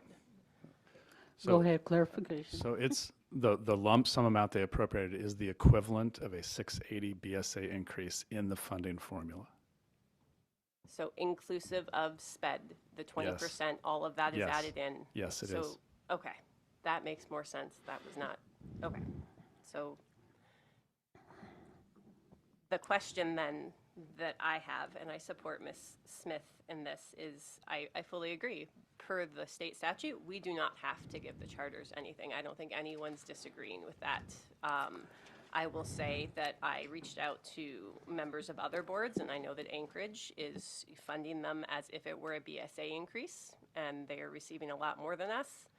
And their response to me was, of course we are, just like we have every other year. So we are different in that. And, I will say that we're also double whammying our charters. If you look at the local contribution, that last column, because it is within what the state statute says, the charters are losing from $38,000 to $31,000 from what they had to what it is. But we're getting one-time funds, and they're not. So they have no cushion. We're saying we're going to deduct $36,850 from what Discovery Peak thought it might be getting, and then, on top of that, you also will receive absolutely nothing. And that does not seem equitable to me. And I like that you provided the fund balance. You will notice that those are extremely variable depending on, Discovery Peak, because it's a newer one, receives a lot from the state right when it starts. You look at Boreal Sun, that's not, and I'm not even sure that's accurate, because I know that they had a huge gas bill that they are in the hole as to next year. So our charters are in very different spots, but these are still all public school students that we serve. As a board, as a district, they're our kids. And then to something Ms. Moline said earlier about how we need to help things be equitable when it comes to Alaska Reads, and how we understand that it's going to take a lift to implement this program. That is no less true for a charter school than it is for another. If you look at the things, we have 150 to nearly 200 kids Those are not small schools. They are going to struggle with implementing Alaska Reads, but historically, we provide them no extra tutors, no extra anything. So we're going to cut their local contribution. We're not going to give them any of our one-time funds. We're not going to So assist them Ms. with Hardy, Alaska Reads. what is your question? I thought we were explaining ourselves. It wasn't so much a question as I really think this is something we need to consider doing something different. Like Ms. Sis said, there's a preponderance of evidence that we can't not fund the charters. Go ahead, Ms. Mullane, for clarification. So- Just respond. Okay, I'll start and then Mr. DeGraw can continue. So the opportunities for how the board does it is wide open. So we can do it a number of different ways as the board sees fit. We can assign a student a number of dollars. We can say, at the very least, we could say we'll make the difference in what the reduction is. So it does not have to be a 680 addition to the BSA or nothing.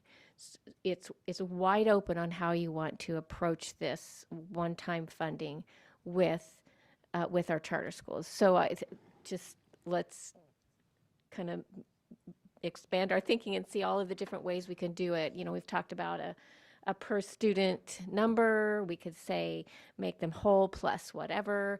So there's a lot of room for discussion in this. So, Mr. DeGraw? Yeah, thank you, Ms. Mullane. So a couple of references Ms. Hardy made was to Anchorage and how they treat charters. Absolutely, they're giving charters and treating it as a BSA increase. The flip side of that is how they handle things like special ed supports from the district level. So that's what we're talking about when, you know, if we want to, it can't just be a one-way street. If we're going to keep whole and everything on the revenue side, then, you know, we're going to have to make adjustments on the expenditure side. And you know, that goes beyond special ed, you know, it goes into other areas as well. So, you know, and again, it's looking at the overall financial condition of the district as a whole, right?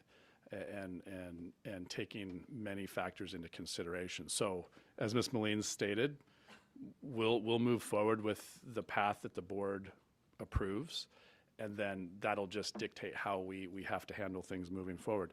And I will just say those fund balance numbers are accurate. They're as of the end of FY22, and so they're for the current FY23 school year. Ms. Barnett? Okay. I hate that everything has to be public because I really don't like looking dumb, but I just need to slow down for just a minute. I just need some help with this page. So I'm not understanding it fully. I just see a bunch of numbers in my face. So these numbers are equivalent to that 50 million, correct? That's where this is coming from, not that 16.2. What? I'm just trying to figure out how we're going to afford this. So just to make sure I understand your question, Ms. Burnett, are you referencing the top chart? I'm referencing the whole dang The thing. whole thing. Let me. I'm sorry. Yeah, let me just take a minute and go through that. I a apologize. I little know you guys are all up to You're speed on fine. this. more slowly. So what we do with charters is at the same time that we're preparing the overall district budget, and we start in the fall and go through the winter, we're getting enrollment projections from each charter school, and we're providing them revenue projections just like we're doing revenue projections for the district as a whole. Okay, and so I'm in the top graph in the handout that the board received. Those are the enrollment projections that we're working off of, and then the first column, they're right next to the enrollment projections, are the original estimates that I was providing each charter based on the $55 million ask that was in the proposed budget. Okay, so charters receive a share of revenue at each level, state, federal, and local. And so at a $55 million local contribution, they had X amount of dollars for each charter based on that 55 million. When it got dropped to 50 million, it lowered their total amount by the last column. Okay. So that last column, ranging from 31.59 up to 38.7, that was each charter's share of that $5 million that we lost. Okay. From 55 down to 50. Does that make sense? Yes, thank you. Okay, and then And then the second graph down is just illustrating if we were to give charters 100% of the lump sum one-time funding, the 175 million, we're getting the 16.2. The charter's share of that are these individual amounts. Okay, and then the last one at the bottom is the fund balance that each charter school is carrying. Got it. Thank you. Okay, yes, Okay, absolutely. Ms. Marati, I did have you next. Thanks. Can you tell me if the fund balances are carried over, or what was the intent to including them on this? Yeah, so one of the things we look at is when we're looking at overall financial health of the district, and then looking at charter's financial situation as well. So the new contracts that were approved just recently caps charter schools at the 10% threshold. And so several of the charters, not all, but I will say the caveat, we want to make sure we don't make decisions for charters overall based on the situation of one charter school. We want to make sure we look at it holistically and make decisions based on charters in general. But several of the charters are going to have a challenge, and again, we're granting them latitude and working with them and being flexible with them. They're going to have to get down to the 10% threshold. Several of these are significantly higher than the 10% threshold. And so it's just a consideration to be looked at of if now we're infusing hundreds of thousands of additional dollars into a charter that has to already get down to a certain level, that's going to be a challenge very opposite of what the district challenges are currently. You can have a follow-up, and then I'll put myself in the queue. Okay. So the purpose of putting these fund balances was to show the financial health of each charter school. An overall financial it's one barometer of financial health is fund balance. So, for example, for Effie Cochran, there's a $66,000 fund balance. And so what you're saying is that they underspent by $66,000, and so that's the fund balance at the end of that fiscal year. And we should take that into consideration? That's a reflection of, it's just a running balance. Just like the district has a running balance in its fund balance, it's not necessarily a snapshot of 1 year of activity. It's an ongoing, it's carried over, those balances, and they change each year. And it's a product of, for example, Chinook is $275,000. If they spend $25,000 more this year than what their revenue was, that's going to drop down to $250,000. So that answers my first question, then, are these carried over? So these Yes. are they can access these funds just like the district accesses. Yeah. So, And these aren't included in our fund balance? They're no wholly they're not. separate. fund Correct. balance. Correct. I see. Okay, thanks. And just, not important, but a lot of charters choose to prepay their rent is how they carry those dollars over. Not all, but many of them. So my question was, of the services that charters don't provide for themselves, but the district does, do you have a dollar amount as to, and what might be at least a couple of breakdowns? It would be a challenge to come up with a dollar amount, but it's a very long list of the supports that the district provides to charters, a very long list. And I would just, and this isn't an attack on charters at all, but the 4% cap doesn't come anywhere close to a monetary value of the supports that charters receive from the school district. So some of those supports that 4% is supposed to cover, they have access to our HR processes. Payroll does our payroll. The district payroll department runs their payroll. Any kind of IT support, like the devices that we're talking about replacing, that's a part of that support. So essentially, when a district has a charter school and they come into agreement and they say, we're going to hold 4%, that 4% is for the infrastructure of an organization. Did you have a question, Ms. Marati? So that's for the infrastructure of an organization. So HR, bookkeeping, payroll, all of those administrative things that have to happen are the services that the district provides for all of our charter schools. So that allows them to access our already established infrastructure without having to create their own in each one. And then they're funded for their students, and then they run their own budgets. They have their own fund balances. They're like the little mini district that doesn't have to have their own infrastructure, if that makes any sense, to clarify what services are provided. And yeah, and just to continue, budget office, accounting, purchasing, human resources, it's hard to overstate the support there, all the way to labor relations. So, I'm just recruiting and hiring and labor relations, EEO, et cetera, et cetera. You have supports at the assistant superintendent level, at the level of Miss Beam and alternative programs. You have IT support. You have nutrition services support is available. Not all charters do have programs, but some of them do. Transportation with field trips, things like that, scheduling. The list, it's a robust list of supports That answers my question. Okay, I think Mr. Dorn.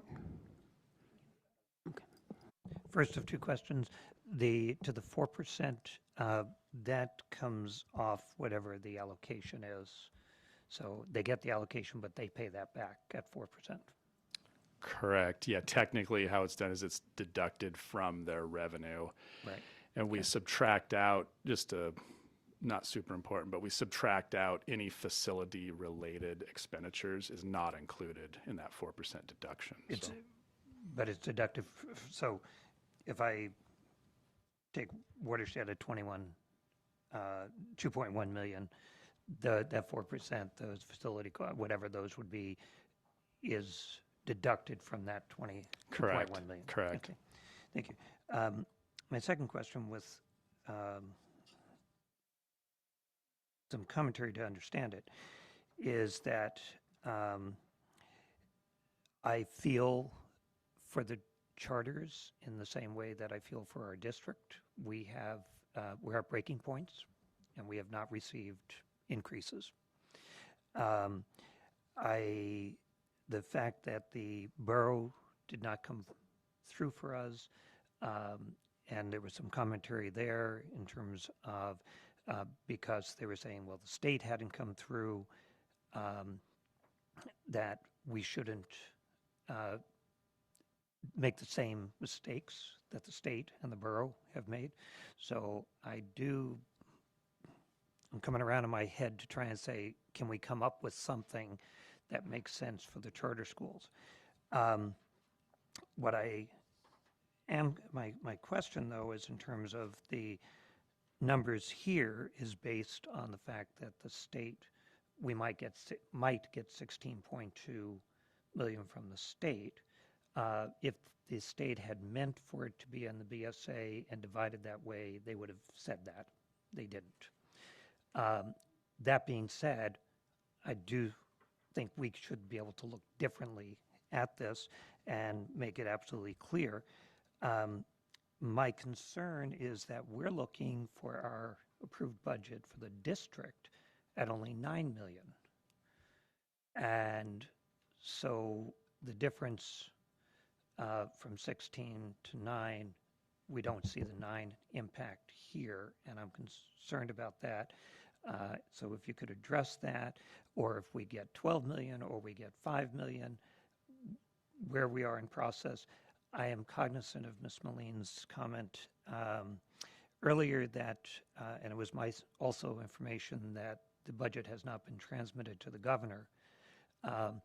If it's not there by Thursday, the 20th day is June 30th, and the state government potentially could shut down July 1. We are in a bind because we have nothing. So could you address that issue of we're assuming 9, how that plays out in here? Go ahead. So the assumption of the 9 is a minimum that we're assuming, and that is to make up the difference in what the borough gave us. Now, we can look at it in a couple of different ways, and for conversation's sake, that 9 million is to make up what the borough didn't fund. We could consider that and include our charter school contributions that they would have gotten as a part of that, add enough that their differences there are put back into their budget, and write that into how we're looking at that $9 million and make sure that they're funded as they would have been if we would have gotten the full amount from the borough. So that's one way we can look at it. We could also consider the whatever is funded from the bulk amount that we get is prior to adding our priority add back list, and we just say we will fund charter schools X and such, and then that reduces the amount that we have to spend on our priority add back list. We can do it where we do the $9 million, we add our priority add back list, and then we fund the charter schools at this number. So there's a lot of different ways that we can approach this,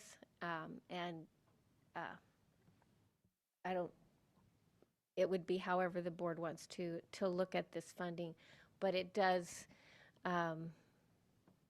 impact how much we have to spend and what we do with whatever we have left over. Okay. Mrs. Smith and then Ms. Hardy. Thank you. I would like to propose that a flat increase per student to the charter schools of $500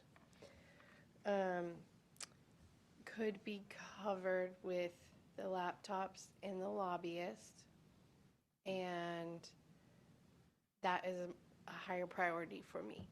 It is not tons of money to each school, but it is enough for a tutor or two if they're bigger. And to help them with the READS Act, we see the need in the other schools to add additional people to help with the READS Act, and I don't really think that it's going to be millions of dollars to them that's going to affect their fund balance. I think that the schools most likely are going to use it for tutors. It's not that much money, $75,000 or $120,000 or something to each school. I don't know. I mean, that's how I feel about it, is that if I was going to make a proposal, it would be several $100s, maybe $5, $4, whatever we can work out. That's how I would cover it. That's my priority. Okay, Ms. Moline? Yes, just so I understand what your proposal is. So you're saying Chinook 154 students times 500, and just a straight per student count. Okay, I just want to clarify that in my own head. Ms. Hardy, go ahead. I'm in support of Mrs. Smith's idea. I would say, though, beyond that, I would like to see where the borough reduced their things, those brought back up to where they would have been at 55. That's a big cut for some of these charters. I don't think, we're supposed to be their partners, and I agree with Ms. Smith, we can find a middle ground. Some of these, and I don't know how much above that 10% they are. I feel like that's very much where this district was in 2018 when the borough was getting angry at us because we had 32 million fund balance. How much wiggle room they have to spend and then still keep a safety net there. But something like that where it's a flat thing, or we do a lower flat and then we reserve some amount and say if charters need to come to the board, they can petition the board individually and say this is something we need to implement Alaska Reads, and then we have a small amount to allocate to charters if the need arises, because Effie Cochran and Boreal-san are in very different positions than the rest of the charters. Ms. Burnett? I just wanted to throw my support behind Mrs. Smith's comment. Okay. Mr. Dorn? If I understand the numbers right, then I just want to confirm, so we see what's going to be might be for us tomorrow. If we do a $500 figure, that's $541,500. Which would be a net increase if we don't mess with the way we've distributed at this time. I'm concerned about messing with our funding at the last minute in a sense. We may need to really look at that, and I would suggest we come back because we could get one-time funding for a long time from this legislature. But in terms of, for this budget, it would seem to be that would actually be a net increase to the charter schools of $364,200. That would make up the $177,000 lost under current formula, but would give them additional monies for next year. So the addition to those add backs would be that $364,200 at this point in our discussion. Ms. Marati?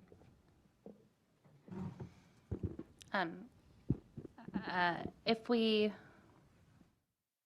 take the priority add back that the admin has recommended, plus the CEC lease, the board travel, the Hutch teachers, and the charter one-time funding, I got 441,500 at 500 per student. Okay, so if we do all that, then and we add the 2 million that we'll hopefully get back from the borough, that would put 5,143,215 in the fund balance, and I think that's a great amount to put in there. So we could also, it doesn't sound like there's much support for the lobbyists, so we could add 50,000 to that, putting it into the fund balance, if that's what the board wants to do. Mr. DeGrom? Thank you, President Sanderson. So I've illustrated on the add back list now, I have illustrated removing the laptop replacement budget as well as the lobbyist contract, and then added in at the bottom the charter allocation. I came up with 883 times 500. I came up with 441,500. So that's what's illustrated now. The numbers reflect that list. I would be remiss if I didn't speak to the lobbyist contract. Mr. Ringstad provides the district access that we would not be able to get otherwise, and it's difficult to put a value on that. In my endeavors in Juneau this last session, I wouldn't have had near the access that I would have had on my own without him being along my side. So I just extremely important, in my opinion, that contract to the school district. Well, go ahead, Ms. Merlin. And to add to Mr. DeGraw's comments about Mr. Ringstad, that was my experience as well. And I have, I have connections in that world, but nothing, the doors that Mr. Ringstad can open for us are pretty significant. So I would just add that to Mr. DeGraw's comments about the value of a lobbyist. So those, I think I have updated. I'll keep making changes as people make suggestions. Okay. I'm going to go Ms. Barnett, Mr. Dorn, Ms. Harney. So I just want to make a comment about the lobbyists, because I'm a 2 + 2 = 4 kind of person, and I hear you guys on how helpful that he can be in the doors he can open. But an effective lobbyist as well helps us get what we want, which is funding, and we didn't get that. So the 50,000, in my opinion, we could revisit maybe in a year. I think that there are plenty of us on the board that can also open doors for conversations that need to be. I'm just not in favor of keeping it. That's 50 grand we can use elsewhere. Mr. Dorn? Okay. I'm going to suggest that we keep those numbers on the ed back list, but move them down in priority is what I'm hearing. And this is to my question about process, really. What are we doing? If we approve a budget tomorrow, that's our approved budget. We're doing it ostensibly on $9 million.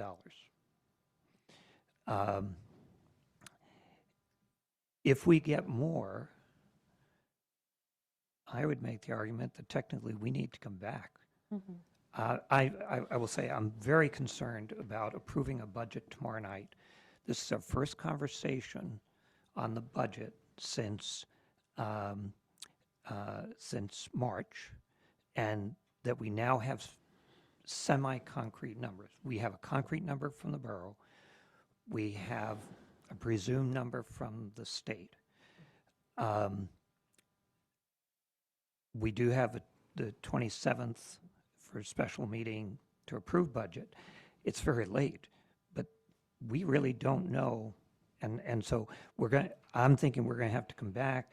If we have our add backs, if we get the full 16, do we do a recommended budget or an approved budget with these approved to be brought back up to that 16.2? And we, it's a procedural question to make sure we could do a approved budget that way. Or do we come back, if we get more money than we're anticipating, then we will come back to adjust the budget, just as we would make any budget adjustments. Right. Those would be separate actions later on. So, okay. So, we can come back and make budget adjustments at any time. So we could approve a budget and then come back and make adjustments depending on the amount of money we get. But secondly, your question, can we approve a budget that includes this add back list? And yes. So our budget would be, our approved budget would be the recommended baseline, and then we would add back in order all of the things on our priority add back list until we got through our list. And if we're out of money, then we're done. If we get through our entire add back list and we have money left over, it goes into our fund balance. So that would be our approved budget. Our approved budget would be the first 9 million goes to to create our recommended budget, and then we go down through our priority list. So if we found, so that's why it's important that we set our priority list in order of priority. Because if we get down to number 3 on our list and we're out of money, then we stop and the other things aren't funded. So that would be our approved budget. And if we have more money, then it just goes into fund balance. So that is what we would be doing, is approving a budget that has those things in it. And the priority add back list would be a part of our approved budget.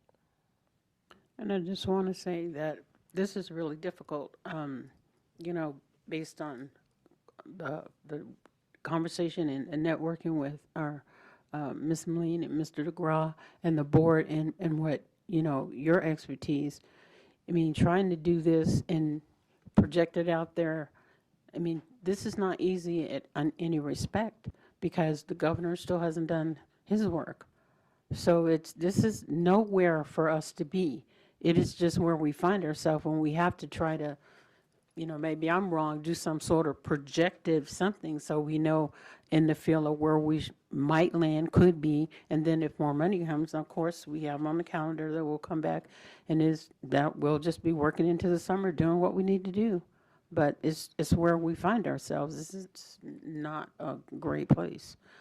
Ms. Hardy, Ms. Marati, Mr. Doran.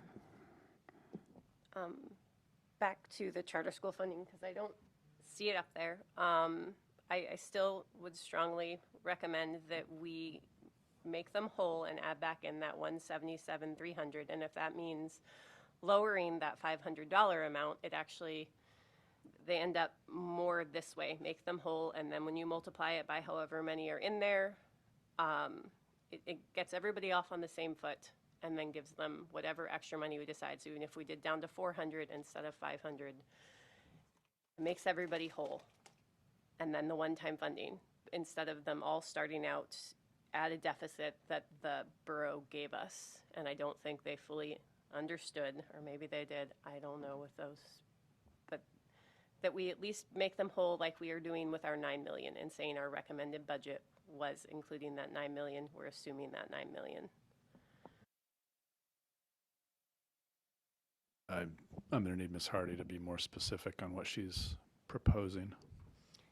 If we add back in the total difference for all the charters, 177.300 from the loss in local revenue, add it back in, bring everybody else, so then everything is starting at the recommended budget that we sent to the borough that didn't happen. And then we can decide the one-time funds. Instead of 500, maybe we do 400. They charters actually come out better in that deal. I sat and did the math, but we can play with that number, but so that we make sure every charter starts off on level footing with what they had expected. So is this on our paper? Which column are you speaking on? This So- first one? This last one? Okay, got it. Got it. So the difficulty in what you're proposing, Ms. Hardy, is what we received was 50 million. So it's the district can, and this has happened many times, the district expects a certain amount and we don't get what we expected. I would say keeping them whole is funding them at the level that the local contribution was established.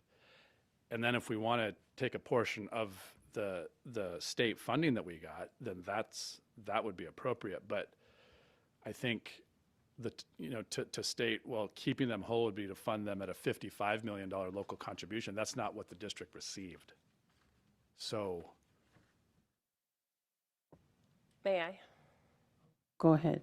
I mean, it's a matter of semantics. We're saying that we're accepting that our understanding of all of this is that our recommended budget we sent to the borough is our baseline in all these conversations, which included funding the charters at a $55 million ask or whatever it is. You can, we're arguing around the same thing. I'm saying if they had projected to understand a certain thing, but if we want to do it as a one-time outside the BSA funding that doesn't go through the multipliers like Ms. Smith suggested, then fine. I don't think that should be 500. I think that should be 600. It's still already not going through SPED multipliers or any of the rest of it, so we're coming off better in that deal. But yeah. Mrs. Smith? Okay. So like what Ms. Hardy's saying just comes out to $200 instead of $500. You know, it's just a matter of how much. And I think it would be reasonable if this is maybe what you were saying was to make one priority the 200 and then another priority, if we get more money, to say, I also want to give them 300 more, you know, going down the list. Like, first of all, let's just get them to where they would have been, which would be $200 per student. And then a separate priority, also 300 more, or whatever we agree on, more as another priority under that. So like for me, my priorities, because that's what we would need to focus on, the order of the priorities, because we have our budget, we have our amount of money, we just need to know what we're going to do with the money when we get more. My priority would take the laptop and the lobbyist, put them at the bottom, and insert 2 rows for the charters. One would be 200, one would be 300, because 500 was my number that I think is reasonable in there, and just put those 2 at the bottom. Not take them away, just put them at the bottom. So we're going through priorities there.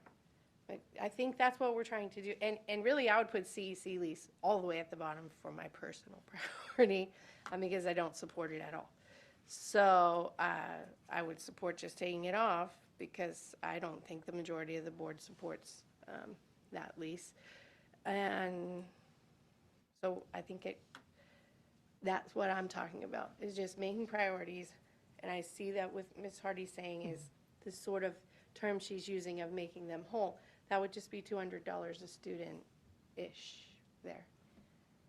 So, Ms. Moline? so then to just clarify what you're saying, on our priority list, you would have the first, like, priority 2 after secondary PTR, or would you put that before? I would put it where the laptops are. Okay, so start with, so right after the ADC add backs, you would put the first 200 per student. And then the next line would be an additional 300. And then you would have, Point of order, and I apologize, Ms. Smith. Are we going to go through each board member's priority list, or would it be a better use of time for all board members to maybe email Ms. Moline, Mr. DeGraw, and the chair our priority list, and then that can be discussed at another time? And I'm happy to do it. I just don't know if there's an easier, more efficient way to do it. I appreciate that, but we're supposed to vote tomorrow on this list. Is it tomorrow? it's on the agenda for tomorrow. It's tomorrow. So, We have to finish this work. so we can do it, we can do it a number of different ways, however you would like to do it, President Sanderson. And we can go through every board member. We can put it up there and kind of have people move it around, however you'd like to approach it. Go ahead, Mr. And then just to build on that, however the board determines to gather the information we're talking about, we'll come tomorrow with a priority list that reflects, a majority of members' positions on the different items and then the board will be able to make motions to amend that list and go through it one by one. Ms. Hardy, then Ms. Matheson, and then, were you next?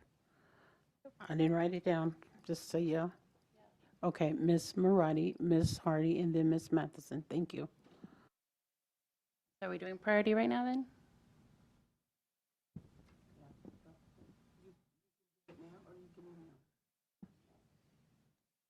Your suggestion was to email. Ms. Smith said that went through her priority already, so. Okay. So the current list, the 1 through 4, so secondary PTR 1, safeties 2, Alaska Reads Act support 3, IELTS and CTE support 4, CEC lease is 5. I just want to correct some misinformation that was stated that currently there's not a majority support for the lease. However, I've heard tonight publicly there's half of the board supports the lease. So to correct that, thanks. 6 is the charter one-time funds. 7, and that was at the 400 amount, or 500 amount, I apologize. 7 is the Hutch teachers, there's 2 of them at $235,000. 8 is the ADC add backs at the higher amount than was cut. 9 is board travel, and then I want to remove laptop replacement and lobbyists completely. So those are my priorities. I have one question. Can we hear from the charter school principals that are here right now about this, about what they would prefer, since they're here, if they want to? Well, it's just not the majority of all of them here, so. I mean, they're not trying to vote or anything. It's just hearing their I perception. understand what you're asking. I'd like to move on with what we have, and if we have, we might come back to that. But Does right any now- other, through the chair, do any other board members want to hear from the principals? Do you- Wow, okay. Yeah, I believe there will be testifying tomorrow. Is that correct? I'm sorry, I didn't hear you. Were you guys testifying tomorrow? Okay. Oh, gotcha. I understand. Okay. Ms. Hardy? First question to the administration through the chair. With CEC's lease, what work has been done by the administration to prepare CEC for a move if they were to move? Like currently, have we talked to them? Do we have timelines set up? So what's in place right now is we have a month-to-month rent agreement with the food bank. So they've agreed to do that. If we need to have an extended transition time for CEC, and so they've agreed to do that for whatever kinds of time we need. If CEC is moving, that gives us flexibility. And the program, I mean, they've been aware of the lease situation and so and the tenuousness of where they are now. Really, they've been aware of that since the beginning of the budget conversation. Okay. May I make another? Have a follow-up or? It wasn't a follow-up. Oh, It a was my separate original question? one. Yes. Go right ahead. Could we have a short recess because I'm not ready to state my priority add back list. I'd like to spend a few seconds thinking about it. It's difficult because we don't have this information in front of us. So if we're going through and doing this tonight, I need a little bit more time. We've changed a lot of things, and I'd like to have a copy of what the list looks like. Mr. And Brock, then I is can it possible form for you to email the list?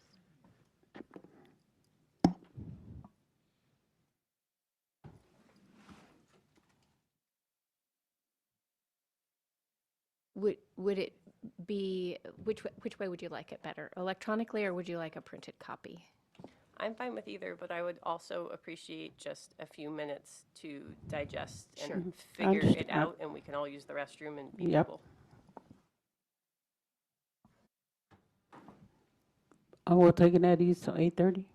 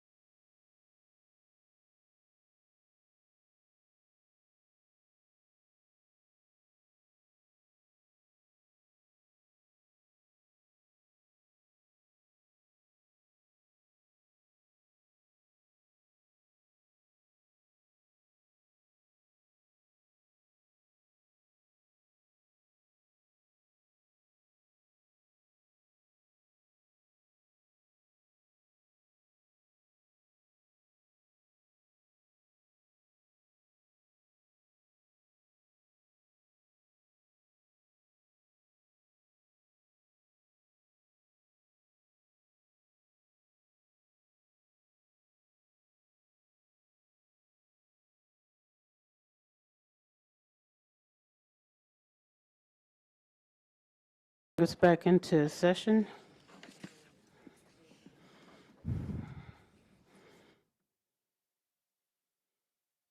Does everybody have a copy of the list in front of them? Okay.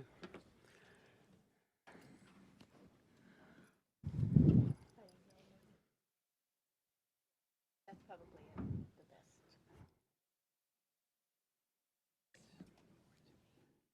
And I'll just say while you guys are working on this, if you wanted to email it to you so that the administration has a copy of your priority list.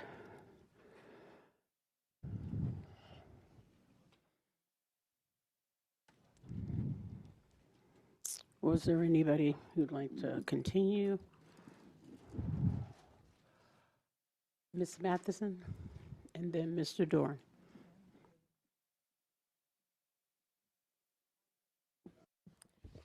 Since we're emailing, I was just going to email it instead of discussing my list.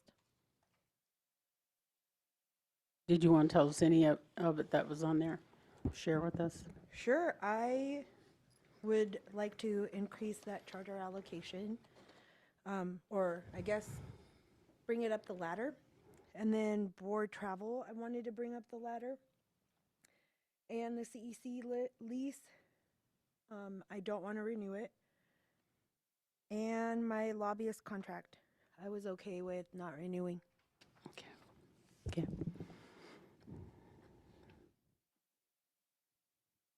Are you ready, Ms. Hardy? Sure. Okay, go ahead.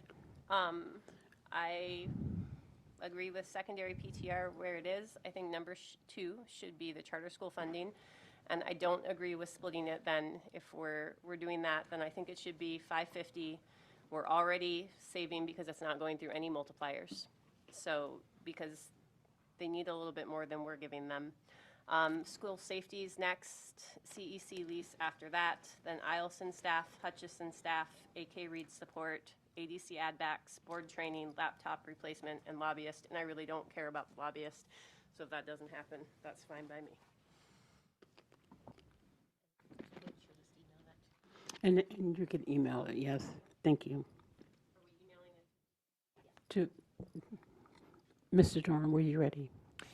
Okay, question, clarification between the recommended budget, which was 181, basically $182 million, and the approval for tomorrow of 190 million.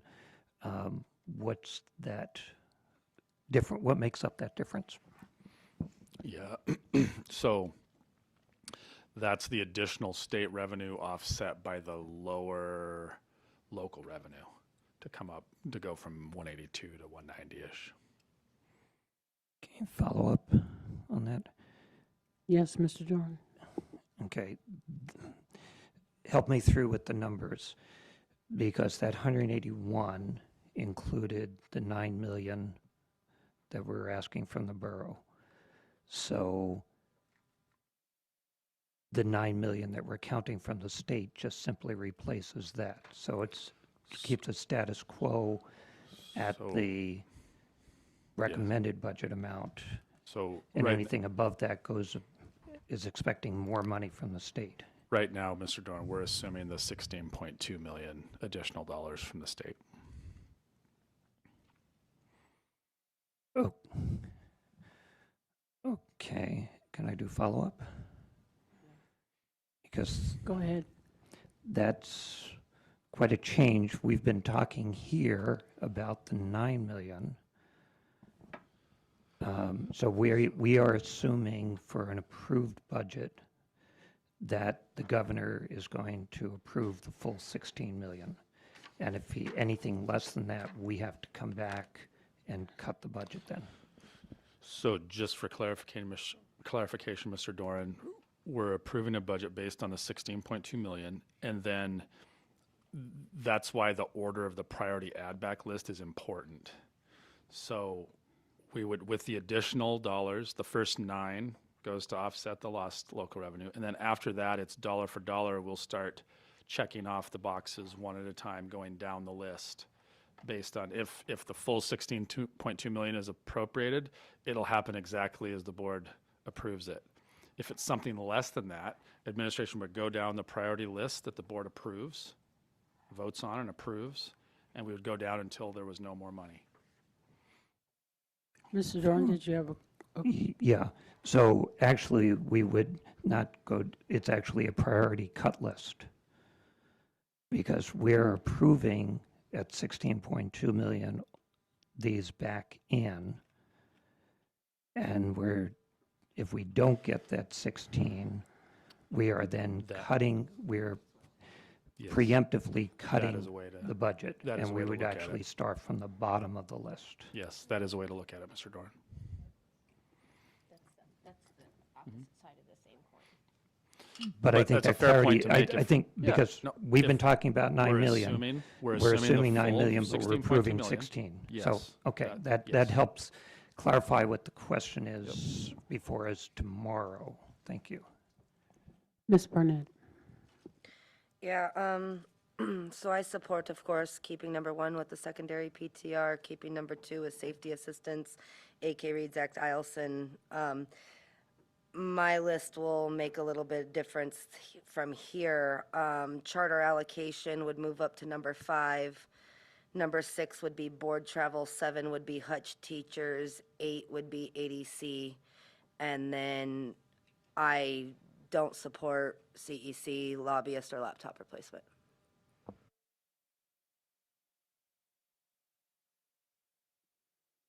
Okay.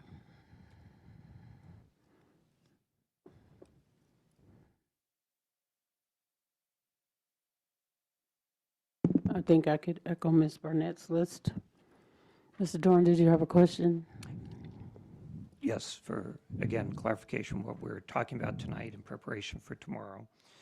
So if I read these numbers correctly, and I would say laptop replacement and lobbyist contractors stay in the list, whatever, that we would have proving the budget tomorrow at the 190 plus million figure. We would then have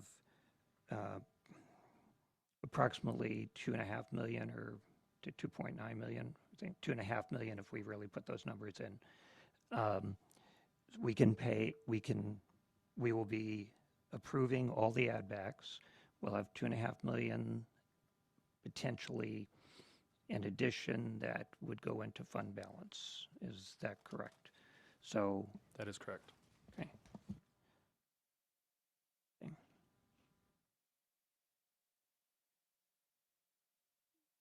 I do. You have a different question, Mr. Dorn? Yes. So if we would settle contracts, the additional costs at the bottom on that sheet, the 1,300 and 1,500, if that was done, then they would come out of fund balance. Correct. I've represented the most recent numbers on the screen for the board. Is that different than on the paper? Yes, because You just put in the laptops just plug in them there. in. So Okay, great. under Thank your you. scenario, Mr. Dorn, you indicated a desire to have them, the laptop replacement and the lobbyist contract still on the list, but at the bottom. So I put those numbers back in. The order's not as we'll have it tomorrow, but nonetheless, all the numbers are in. The 441 is still at the 500 level. I've heard a couple of board members indicate they would support a number higher than that. So this is still the 441 number, and the numbers are now reflected on the screen. What's your question, Ms.? Oh, gotcha. Okay. YouTube. So, What's yeah, YouTube? I'll just repeat what I've done. Try not to distract me, Miss Marotti, okay? It's like the YouTube. It's like, what? YouTube? It's like I did. So right now, we have a list in the interactive sheet on the screen. We have listed out all items that the board is considering. So it's not on the hard copy that you received. Obviously, I'm updating that in real time. So showing some board members have indicated just they're not going to support the laptop replacement or lobbyist contract in any form. Mr. Doran articulated a desire to have them still on the list, but at the bottom. So I'm just letting the board know that this now is all-inclusive list. It includes all items that the board is considering. And then the balance, the preliminary balance, and then the balance with the additional costs that we've identified, the numbers are updated. So correct. 2.5 million approximately, and then with the additional costs, we're just shy of negative 300,000.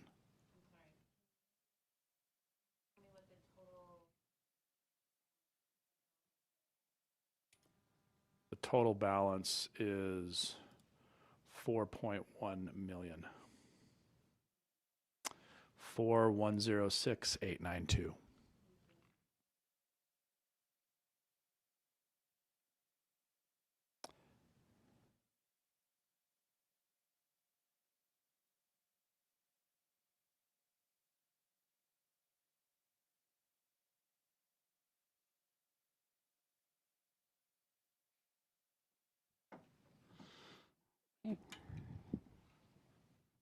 Is there any other discussion?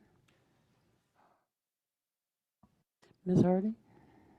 Just not discussion, wondering like, when do we actually figure out the order of the list? Because like, that's Okay. not what I That's agree with. Good question. Thank you. So as a matter of process, if all the board members will email us your priority list, and from that emailed list, we will put together what will be before the board tomorrow night. And this will be kind of a consensus of what is emailed. And then tomorrow night, as a matter of process, if you want to make amendments at that point, you can do that, and it would go through the whole voting on each amendment process. So that's kind of how we see it moving through to approval tomorrow night.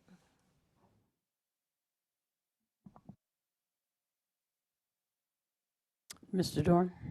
Okay, two things. One clarification to that is,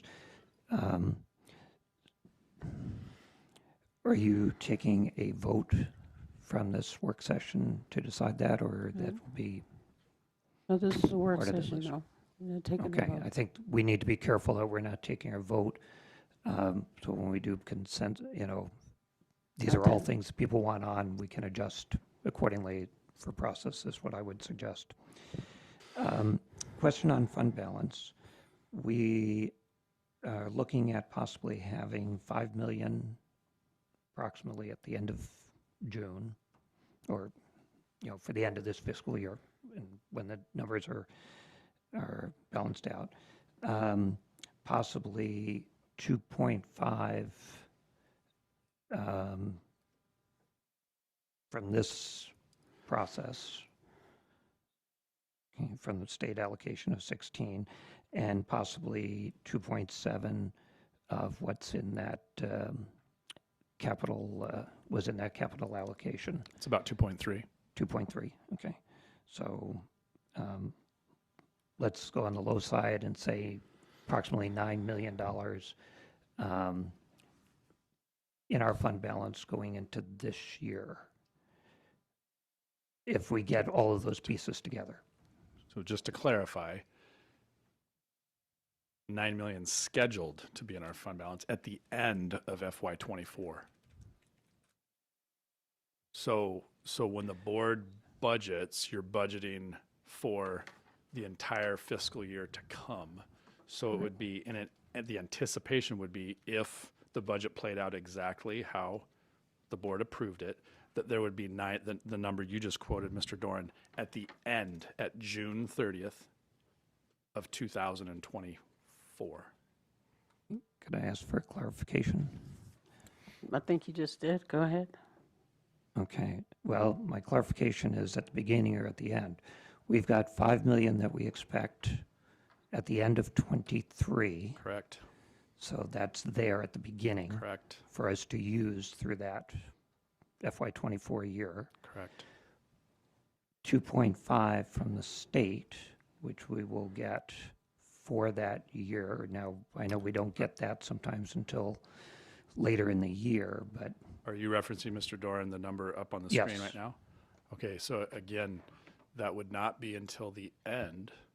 because of we may not get it from the FY24. state until sometime And we later don't- on.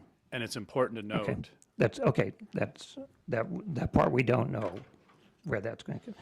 The 2.3, if we pursue and can get the borough through this summer, then we would have that at the beginning.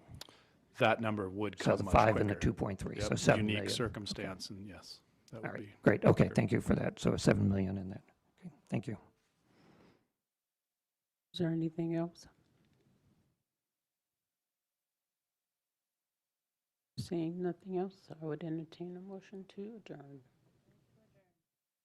Move to adjourn. Second. Like, wow.